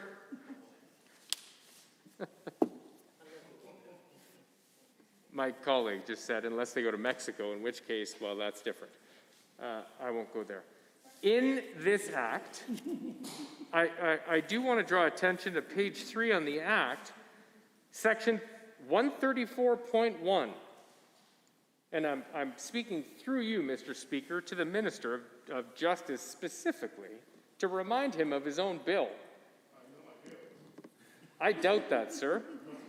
3.2, for greater certainty, subsection 3.1 does not prohibit a member of the Legislative Assembly, including the member from Executive Council, in his or her capacity, from publicly expressing his or her views on the subject matter of a referendum. What the minister, through you, Mr. Speaker, needs to accept is the fact that as a member of Executive Council, they have undue influence, sway, and access to the public and public opinion, more so than other members. It's the same argument that Hollywood actors use when they say, like, oh, I'm doing my own thing and I have no influence over people. You do. And as a member of the Crown, you're not only elected to represent your constituents, you're elected to represent the province, and you have influence over voters above and beyond and outside of your own jurisdiction. So it's not about influencing your own constituents, it's using your office to influence voters elsewhere. And that's where, Mr. Speaker, there needs to be safeguards so that ministers don't abuse their position. The minister can stand up and talk about how he's not going to do it, nor is his government. I'm sorry. I'll take the minister's word at face value, but unless it's in legislation,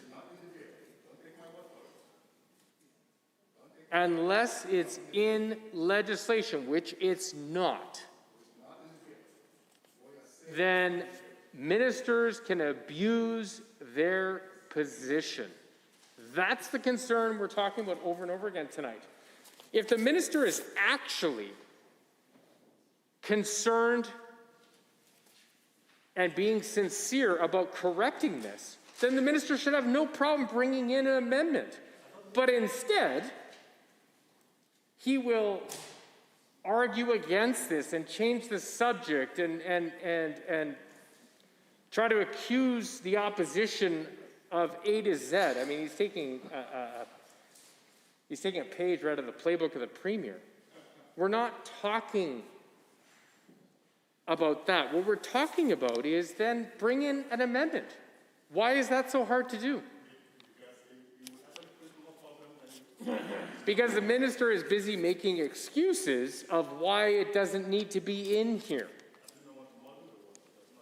where it does need to be in here. And so if the government is sincere about this, they'll fix this loophole.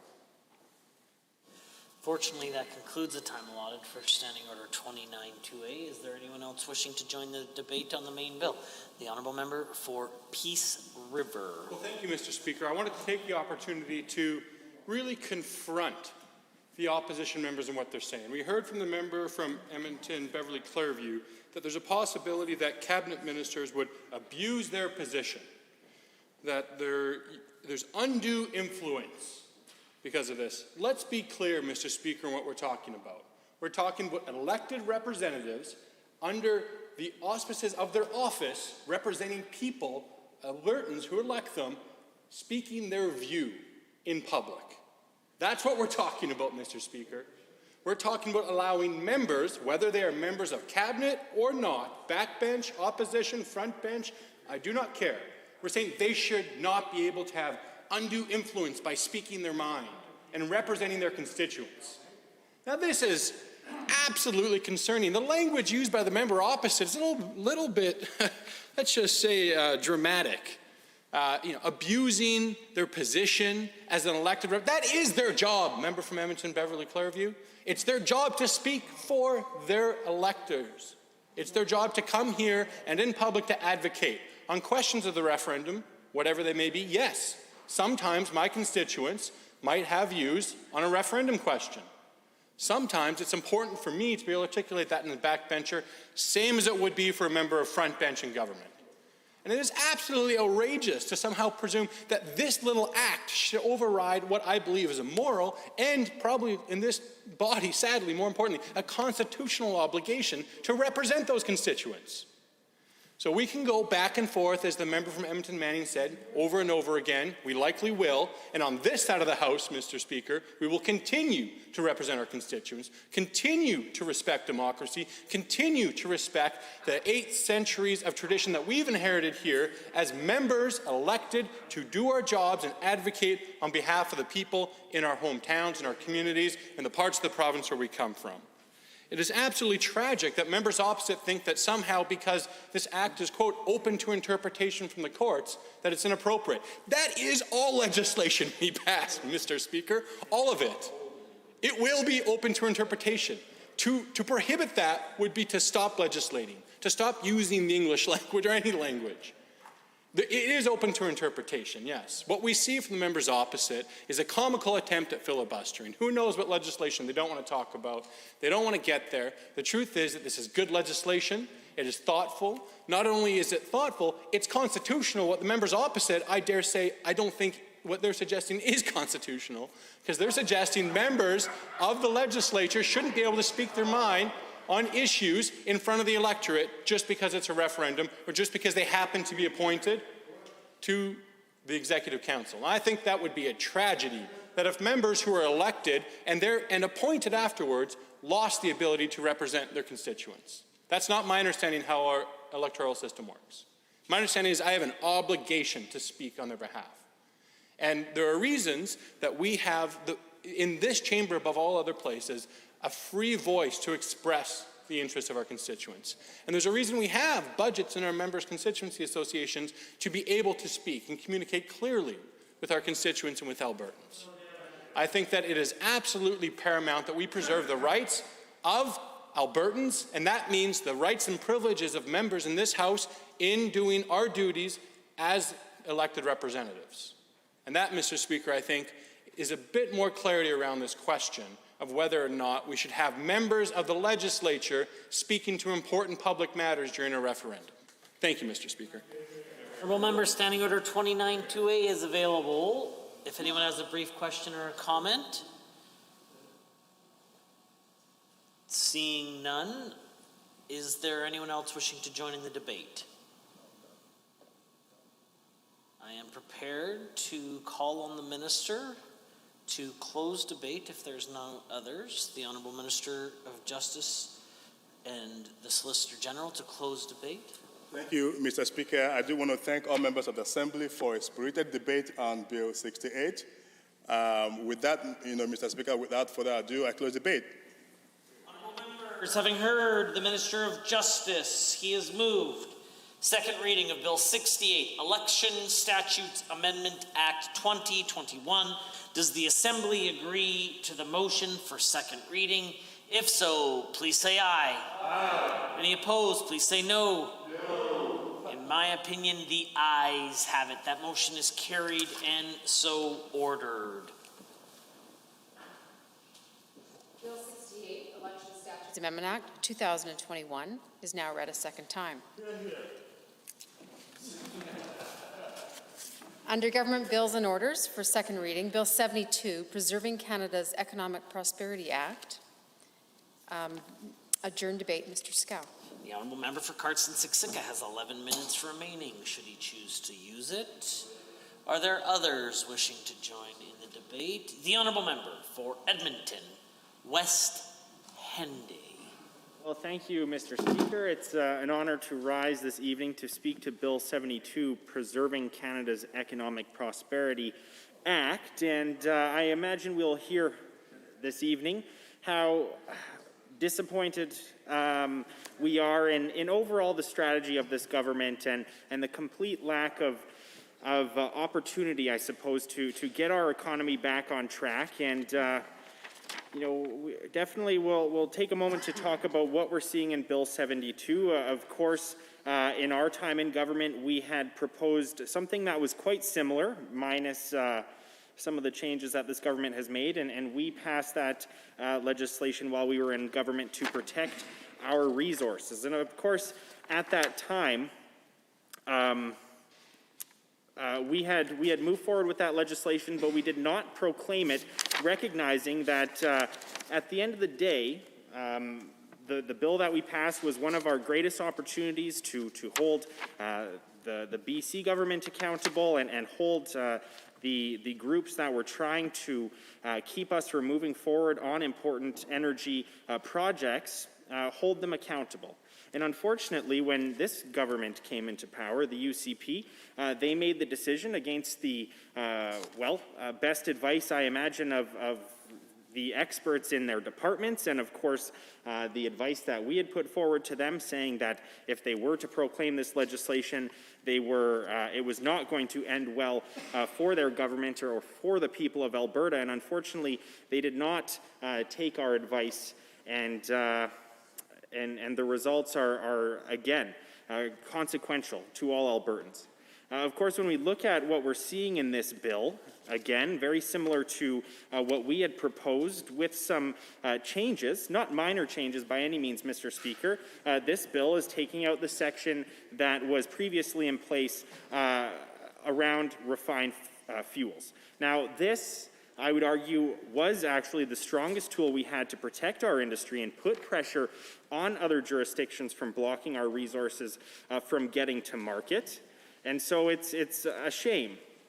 And it's unfortunate that now this government not only has proclaimed that legislation and then further let it expire and found themselves in a situation, first of all, where they were on the wrong side of the law in that instance, but now are bringing this piece of legislation back with no teeth, essentially, or at least with less teeth than had originally been in place. And it's not surprising to me, Mr. Speaker. The fact is, if we look across the board, this UCP government and this premier have failed at essentially, or many, many corners and across many ministries. But I would argue that when it comes to our economy and ensuring that we are getting our resources to market, that it is indeed one of the greatest failings of this government. We can look at the opportunities that this premier and this government had to be diplomatic with the governor of Michigan as they were trying to shut down Line 5, but we saw no diplomacy coming from this government. Instead, the premier decided to call that governor brain dead. Now, as we continue through the consultation process, or, the fact is, essentially being stonewalled on this issue, it's not hard to understand that the governor is probably not taking the premier's phone calls at this time because of some of the decisions that this premier has made to personally attack that governor. Now, we can look at the decisions that this premier and this government have made on the KXL pipeline, the fact that they made a risky investment at the end of the day against, again, the advice of the opposition, the advice of, I imagine, many, many experts, and lost that gamble to an estimated $1.3 billion of Albertans' money. And I can only imagine what we could have invested that in, whether we were supporting Albertans through the pandemic and investing in healthcare and potentially contact tracers and educators and the many other things that are top of mind for Albertans right now. But that money could have definitely been reinvested in economic diversification or ensuring that we are finding other ways to get our product to market.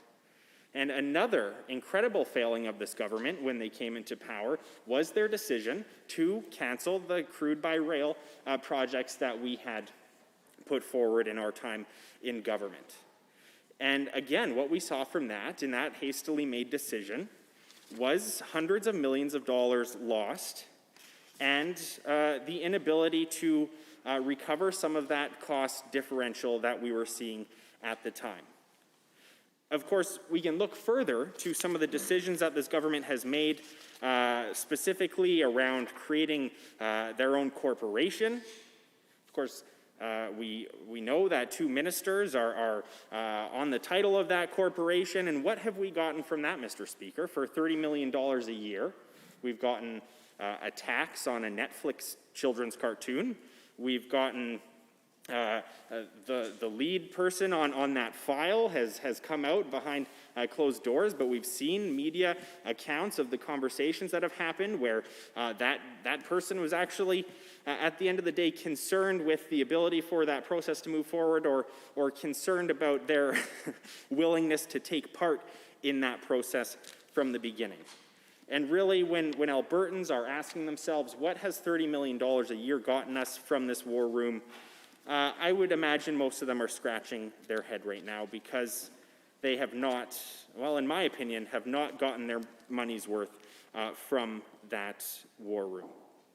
Now, we know that this government is quick to defend the decision to spend that money without any transparency, without, up to this point, any ability, as far as we can tell, to FOIP that process or get records about exactly what this inquiry is investigating, or who they've had conversations with, or what they've uncovered. And with that, and with continuation of extensions on this inquiry over and over again, it's hard to understand why we are continuing down this path. It's hard to understand why the government at some point has not just called on this inquiry to be stopped. There's many decisions, Mr. Speaker, that this government has moved forward with, including what we're seeing here in Bill 72 that are, I guess, for lack of better terms, interesting, Mr. Speaker. And I understand the need to move forward with ensuring, well, I suppose as this bill is titled, Preserving Canada's Economic Prosperity. But at the end of the day, what we see here is much weaker than what our government had proposed in our time in office. And it's unfortunate that we found ourselves here because of a complete lack of understanding of what was going to happen, how the dominoes were going to fall if the government did indeed decide to proclaim that legislation. And we've seen the fallout from that. Now, Mr. Speaker, again, we have accounts from one of the members of the UCP transition team, and also, I believe, a member of the Fair Deal panel, come out and call on Steve Allen to stop this inquiry, and also stated that it's almost like it's become a negotiation between Steve and the team that supports him and the Minister of Energy.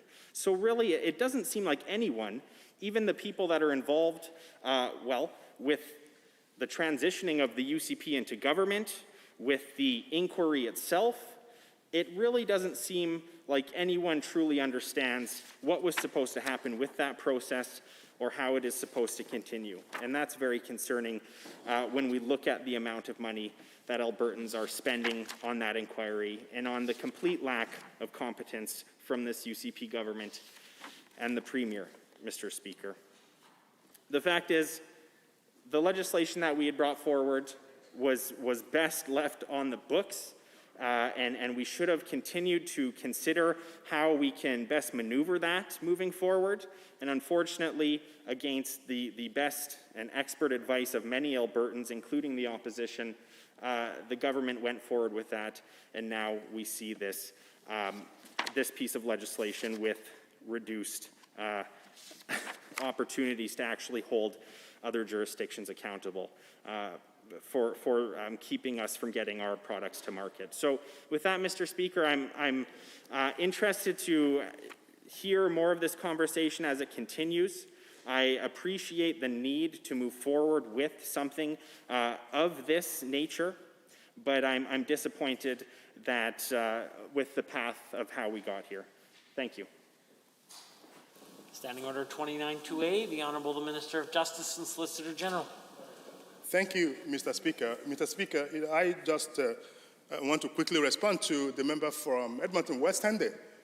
who have just spent all of his time, railing against a bill, Bill 72, Preserving Canada's Economic Prosperity Act, a bill that is meant to help protect our vital economic interest, is what the member from Edmonton West Henday spent all of his time railing against.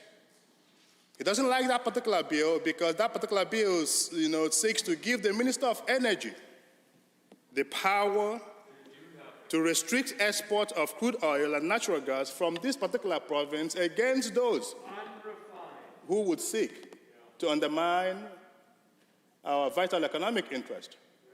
Mr. Speaker, this country, not just Alberta, is struggling economically. Our energy and gas sector is under attack. Enbridge Line 5 is being threatened to be shut down. Guess what? By organizations, and entities and individuals that the members opposite have collaborated with for years. These are the members opposite who stood before the ground of this assembly and protested every single pipeline. They went to rallies with those who sought to shut down our oil and gas sector and pipelines.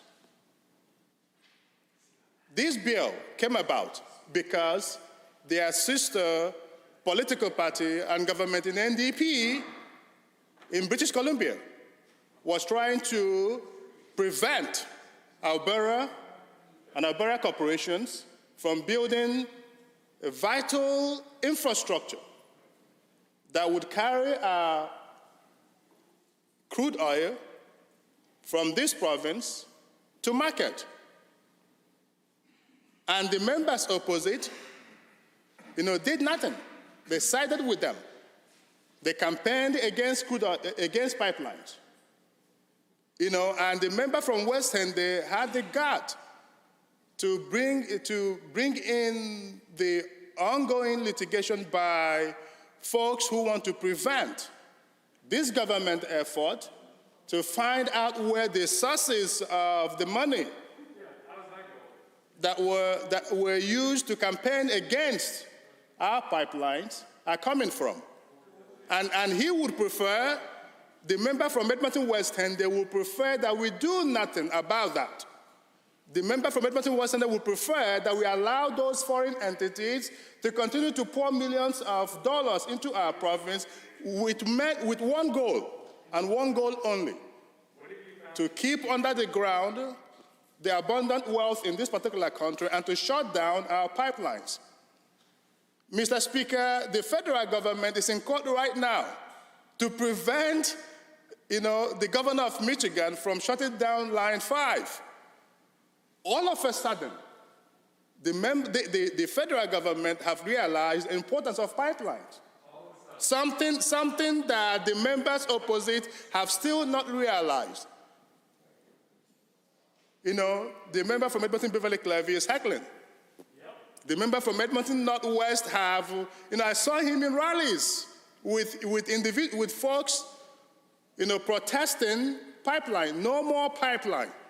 They were carrying placards, no more pipelines. Members opposite. And they come here and they talk about wealth, they talk about how we grow our economy, how we protect our vital economic interests. It's all talk, Mr. Speaker. It's all talk. They don't believe in any of these things. There's no action from them, nothing. But the people of Alberta are not as smart. They are seeing through every single word or statement that we make in this assembly. They are seeing through all of those deceptions. They know that the members opposite cannot be trusted with Alberta's vital economic interest. And so it's shameful that the member from Edmonton West and they will stand before the floor of this assembly to kick against this particular bill. It's the time allotted for Standing Order 29-2A. The Honourable Member for Edmonton, Beverly Clairview. Thank you very much, Mr. Speaker. I fear that my 15 minutes will fly by as I try to correct the minister's very incorrect statements. I'll start off by saying, first of all, when we were government, myself, the former premier, leader of the official opposition, our former energy minister, our former environment and parks minister, crisscrossed the country advocating for pipelines.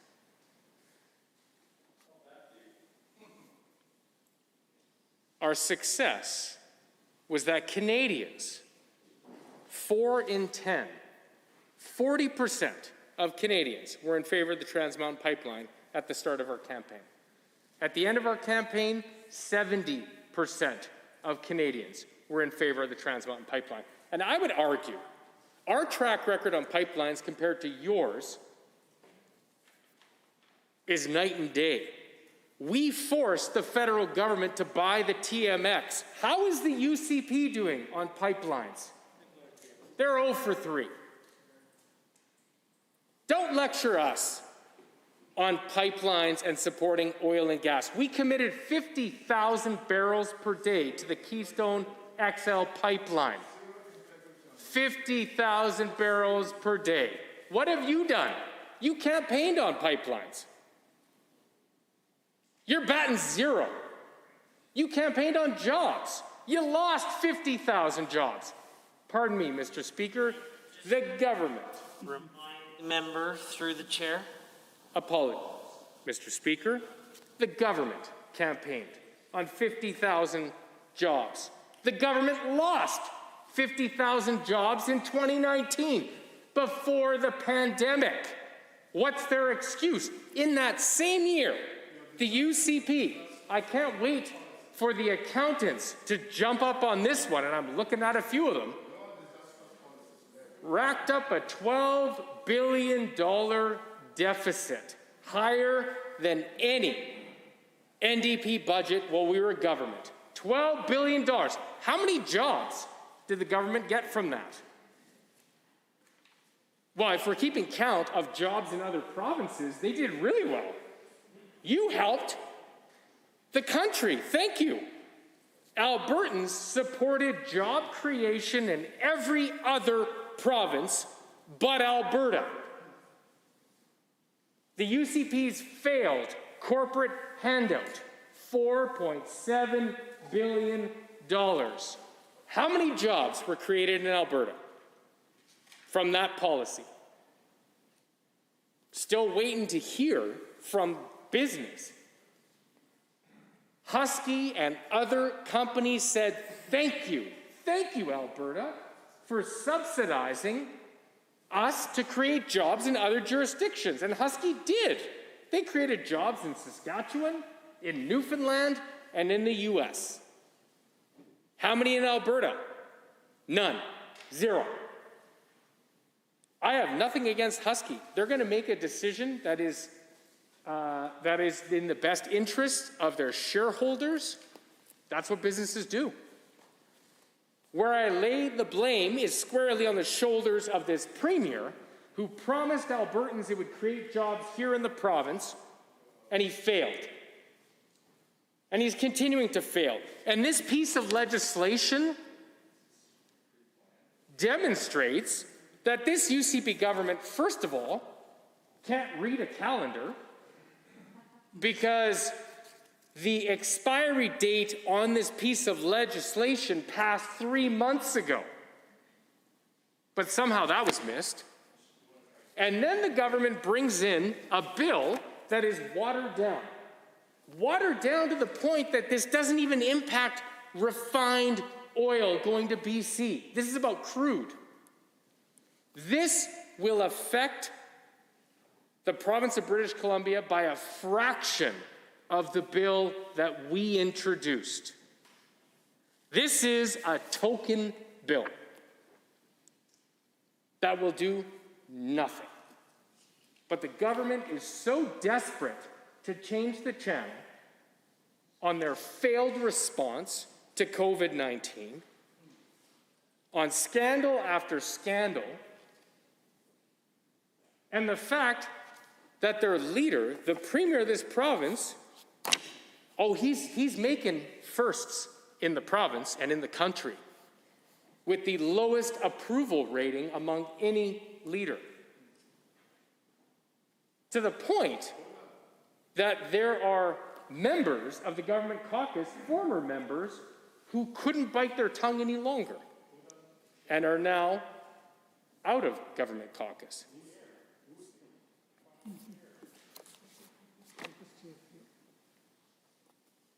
This piece of legislation is a really nice title on a piece of paper that does very little. This will not protect Alberta's oil and gas sector. This will not protect our economy nor the future of our province. The same way, Mr. Speaker, that this government is spending $30 million a year in what is the most embarrassing excuse for an advocacy agency led by a failed UCP candidate who plagiarized not one, but 2 logos and continues to run the war room. If the government actually went out and consulted with the oil and gas sector, they would say, please, God, shut down the war room, stop embarrassing us, because you have major international funds that are threatening to pull out of our natural resource sector. That is a crisis. Now, we all know that our energy sector has environmental standards second to none. We are all proud of our energy sector. But this government's decisions are giving the province and our energy sector a black eye. And the government will spin and blame the NDP. Again, let's look at track records, shall we? 50,000 barrels per day for Keystone XL. We forced the federal government to buy the TMX for $7 billion. You didn't, we did. Canadians now own this pipeline. And if it wasn't for the efforts of the member for Edmonton Strathcona and her front bench and back bench, we wouldn't even have that pipeline. So I'm not going to stand here and get lectured by a government who claims that we're against oil and gas when we fought for oil and gas day and night. You don't have to believe me. Look at my travel logs. You can see how I crisscrossed the U.S. fighting for our pipeline. But the difference is our government was successful. This UCP government, you're batting zero. You're taking credit for companies like Infosys that you had nothing to do with. Yeah, Alberta has had the largest tech investments last year. Do you know why that is? And your minister even admitted it. It's because deals finally all came through in 2020. But you stand up, this government stands up and pats themselves on the back like you're heroes. Albertans want to see results, not rhetoric. And this current government has very little to stand on. And so this bill, if it actually had teeth, if it actually could, if needed, support Alberta's exports, then I'd be applauding it. And you know that I would, because I've said it 3 times tonight, where I'll give credit where credit's due. The reality is that this bill only impacts crude, not refined. The purpose of the turn off the taps legislation was to ensure that Alberta's interests were protected. This tries to change the channel from a pathetic track record that this government is in the midst of. And don't take my word for it. Take Albertans. You want to know how Albertans feel about the job that the government's doing? Call an election tomorrow.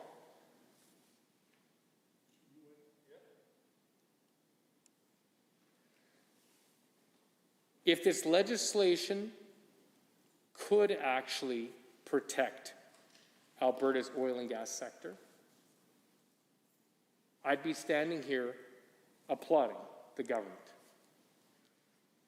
The two problems with this, one is that this legislation, the original legislation, had much more teeth, but it expired 3 months ago. And the only thing we hear from the government are excuses of, well, you put in a sunset clause. The legislation did what it was supposed to do. Ensure that BC couldn't shut down the TMX, and they couldn't. Today, you have a bill that's 3 months overdue that actually, I encourage the government to call their counterparts, the government of British Columbia, because they'll laugh at this legislation. You're going to shut down a fraction, if you had to, of the unrefined crude bitumen that goes to the BC coast. That would not impact people the way this government claims it would. If we're going to stand up for Alberta's energy sector, then let's actually take meaningful action. And I'll tell you this much. The first place to start is with the embarrassing war room. And I still talk to international investors that are like, what is going on in the province of Alberta? When everyone else is talking about corporate social responsibility, this current government is taking actions that maybe would be justifiable in the 1950s, but in 2020s, what are they doing to promote our oil and gas sector? What are they doing to demonstrate or showcase all of the progress our oil and gas companies are making on pulling carbon out of a barrel, on being more environmentally sustainable? We know they're doing that. We all know that in Alberta. And the government can talk about how we're running down Alberta's oil and gas sector. No, we're not. And it's not about what we're saying in Alberta. It's about what the world is saying about Alberta.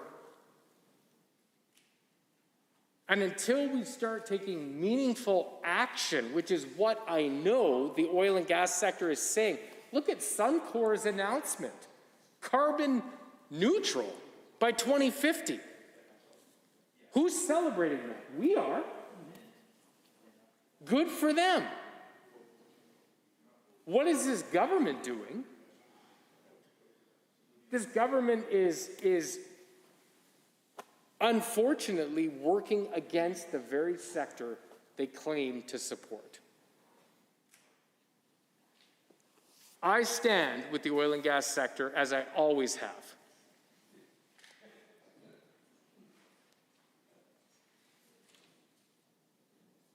I stand with workers of this province. I stand with our energy sector.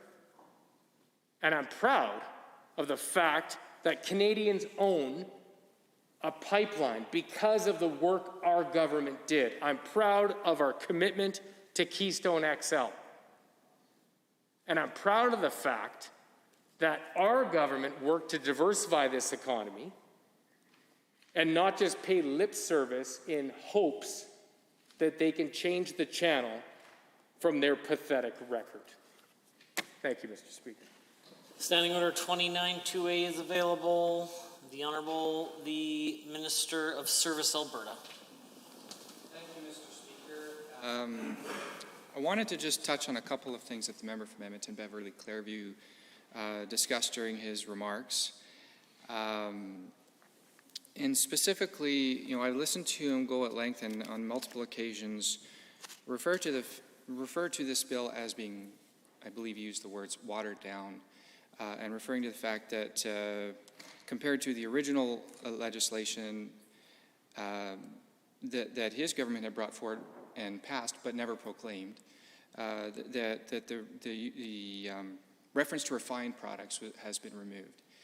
And so he goes at length saying that our proposed bill here is weaker because we're not including refined products. And yet his colleague, the member from Edmonton West Henday, was complaining that that we had proclaimed their bill despite the fact that they knew it was not going to stand up to legal challenges and would be indefensible. So I feel like the members on the other side haven't really got their story straight on which is it. Was their legislation better because it was going to prevent refined products? And if so, why didn't they proclaim it? Or is it true that their bill, as it originally was drafted, was not going to be defensible and was going to be at risk of legal challenges? And as a result, does it not follow that our bill is actually stronger in practice because it is more defensible? It is more likely to withstand legal challenges, and as such is more likely to serve as a deterrent to other jurisdictions who might choose to stand in the way of pipeline access for Alberta developed natural resources. I would argue that our bill, Bill 72, is stronger than what the NDP worked on, and that it is more likely to have the desired outcome and the desired effect of ensuring that that our neighbors, that for example the province of British Columbia, and as well the federal government, understand that we do mean business, that we want all Canadians to come together and support pipeline access. We want to ensure that Canada can be stronger together by taking action to expand our pipeline access from Alberta to other markets and to focus on energy security in this province. And I believe that the majority of Canadians do want that, but not all of the elected officials in other jurisdictions agree with that, and we need to remind them that we mean business and we're going to fight for our constitutional rights and authorities over the primary production of our natural resources, as well as the interprovincial export of those natural resources. But the fact is that those protections are not necessarily going to extend to refined products, and that's why we made those changes from the original bill. This was by design, it was on purpose, it's for good reason. It's to ensure that we end up with a tool that we know we can use instead of a tool that's going to stay on the shelf because it's not permitted by the laws of the land. So I just wanted to maybe impress upon the member from Edmonton Beverly Clairview that they can't have it both ways by saying that we're watering down legislation, and yet his colleagues are also saying that that the previous legislation was not defensible and would not stand up to legal challenges. So I think that's a critically important distinction for us to make. And again, I don't want to get into a debate on who loves the oil industry more. Look, at the end of the day, all Albertans benefit from a strong oil industry, from a strong economy coming from our natural resources. And I know the member talked a lot about how that we do have a world-class energy industry, and we should all celebrate that, and we do celebrate that. And I know he mentioned, the story of Suncor and their commitment, and that members on the other side celebrate that. Well, let me just also go on the record to say that we also celebrate the commitment from Suncor to be environmentally responsible and to be a leader. It's important that Alberta's oil and gas industry are global leaders, and we will celebrate that message. We will share that message around the world to remind investors from all around the world that Alberta is the single best place where they can put their capital to work when it comes to energy infrastructure, and that they should invest here. And that is what this government is all about. So, Mr. Speaker, I just thought it would be important to provide some of that clarity and just to ensure that some of those disingenuous comments were addressed. Honourable members, that concludes the time allotted for Standing Order 29-2A. Is there others wishing to speak? The Honourable Member for Calgary East has the call. Thank you, Mr. Speaker.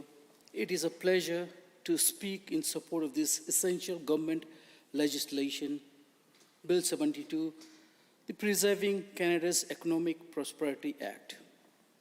I appreciate the Minister for putting forward this bill, as it will reassert our constitutional right to manage our natural resources and the authority over the interprovincial export of primary production natural resources. Though it is not an entirely new bill, it is a renewed and improved version of a bill that was passed in 2018 by the previous government in response to the crisis surrounding the Trans Mountain Pipeline expansion. That bill empowered the government of Alberta to restrict the flow of oil and gas into neighboring jurisdictions. This measure was brought forward as a defense for Albertans against jurisdictions threatening to block shipments of Alberta's critical and world-leading energy resources. Unfortunately, the previous NDP government chose not to proclaim the legislation. That is why this government moved to proclaim the legislation as soon as we were elected, in keeping with our promise to pursue every possible pipeline project to get our oil and gas to market. Mr. Speaker, Canada has the third largest proven oil reserves in the world, with about 170 billion barrels, of which about 166 billion barrels are found in Alberta's oil sands. Oil and natural resources contributed 105 billion to Canada's GDP in 2020, while the provincial GDP contribution of Alberta's largest industry was 79.9 billion. The industry supported about 500,000 jobs across Canada in 2019 and have produced 10 billion average annual revenue to governments from 2017 and 2019. It supported various governmental projects, including infrastructures and social programs. This just proves how significant oil and gas in Alberta and Canada's economy. Our responsible and ethical development of oil sand is a key driver that have been established which outpace other oil and gas producing jurisdictions in the world. In 2007, Alberta became the first jurisdiction in North America to legislate greenhouse gas or GHG emission reductions from large industrial facilities. Oil sand projects in Alberta recycle 80% to 95% of water they used. They also use saline water where possible. While land management or reclamation issues have been continuously addressed by the government, and also mine operators are required to supply reclamation security bonds to ensure they meet requirements. Reclamation certificates are only issued if monitoring through time demonstrates that these particular lands meet the criteria to return to self-sustaining ecosystems. Mr. Speaker, despite having the third largest oil reserves in the world, having the capacity to produce more than it can consume, Canada imports huge amount of oil from foreign countries, including from US, Saudi Arabia, Algeria, and Nigeria. In 2019, the Canada oil imports amounted to about 18.9 billion, where 16.8 billion was spent by Ontario, Quebec, and Atlantic provinces. Moreover, the No More Pipeline Bill, Bill C-69, was enacted in mid-2019, where it introduced more red tape in the process of bringing Canadian oil to market, and in turn drives away energy investors from Alberta and Canada. I understand that economic and environmental interest goes hand in hand, but to patronize less responsible and less ethical produced oil goes from outside sources could be illogical. Mr. Speaker, what this bill demonstrates is that the government remains absolutely committed to protecting the value of our resources and will ensure that we have every option available to us to defend Alberta, our economy, our resources, and our people. For the same reasons, we continue to advocate the importance of new and future pipelines. There is need to diversify the markets of our oil and gas as we expand production. Oil production in Alberta was 17.86 million cubic meters in March 2021, up 1.1% compared to March 2020. Currently, most of our production flows into the Northern American markets at low prices due to limited capacity existing transport infrastructures.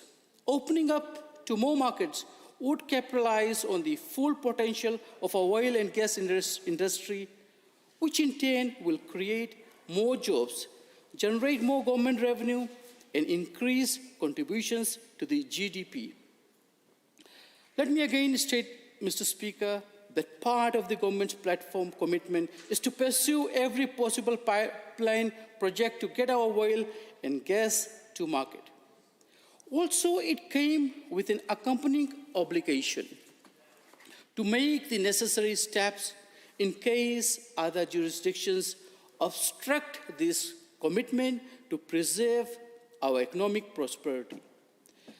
Bill 72 improves the previous legislation by protecting it from further court challenges and making the legislation permanent so that Alberta maintains control over the province's shipment of oil and gas.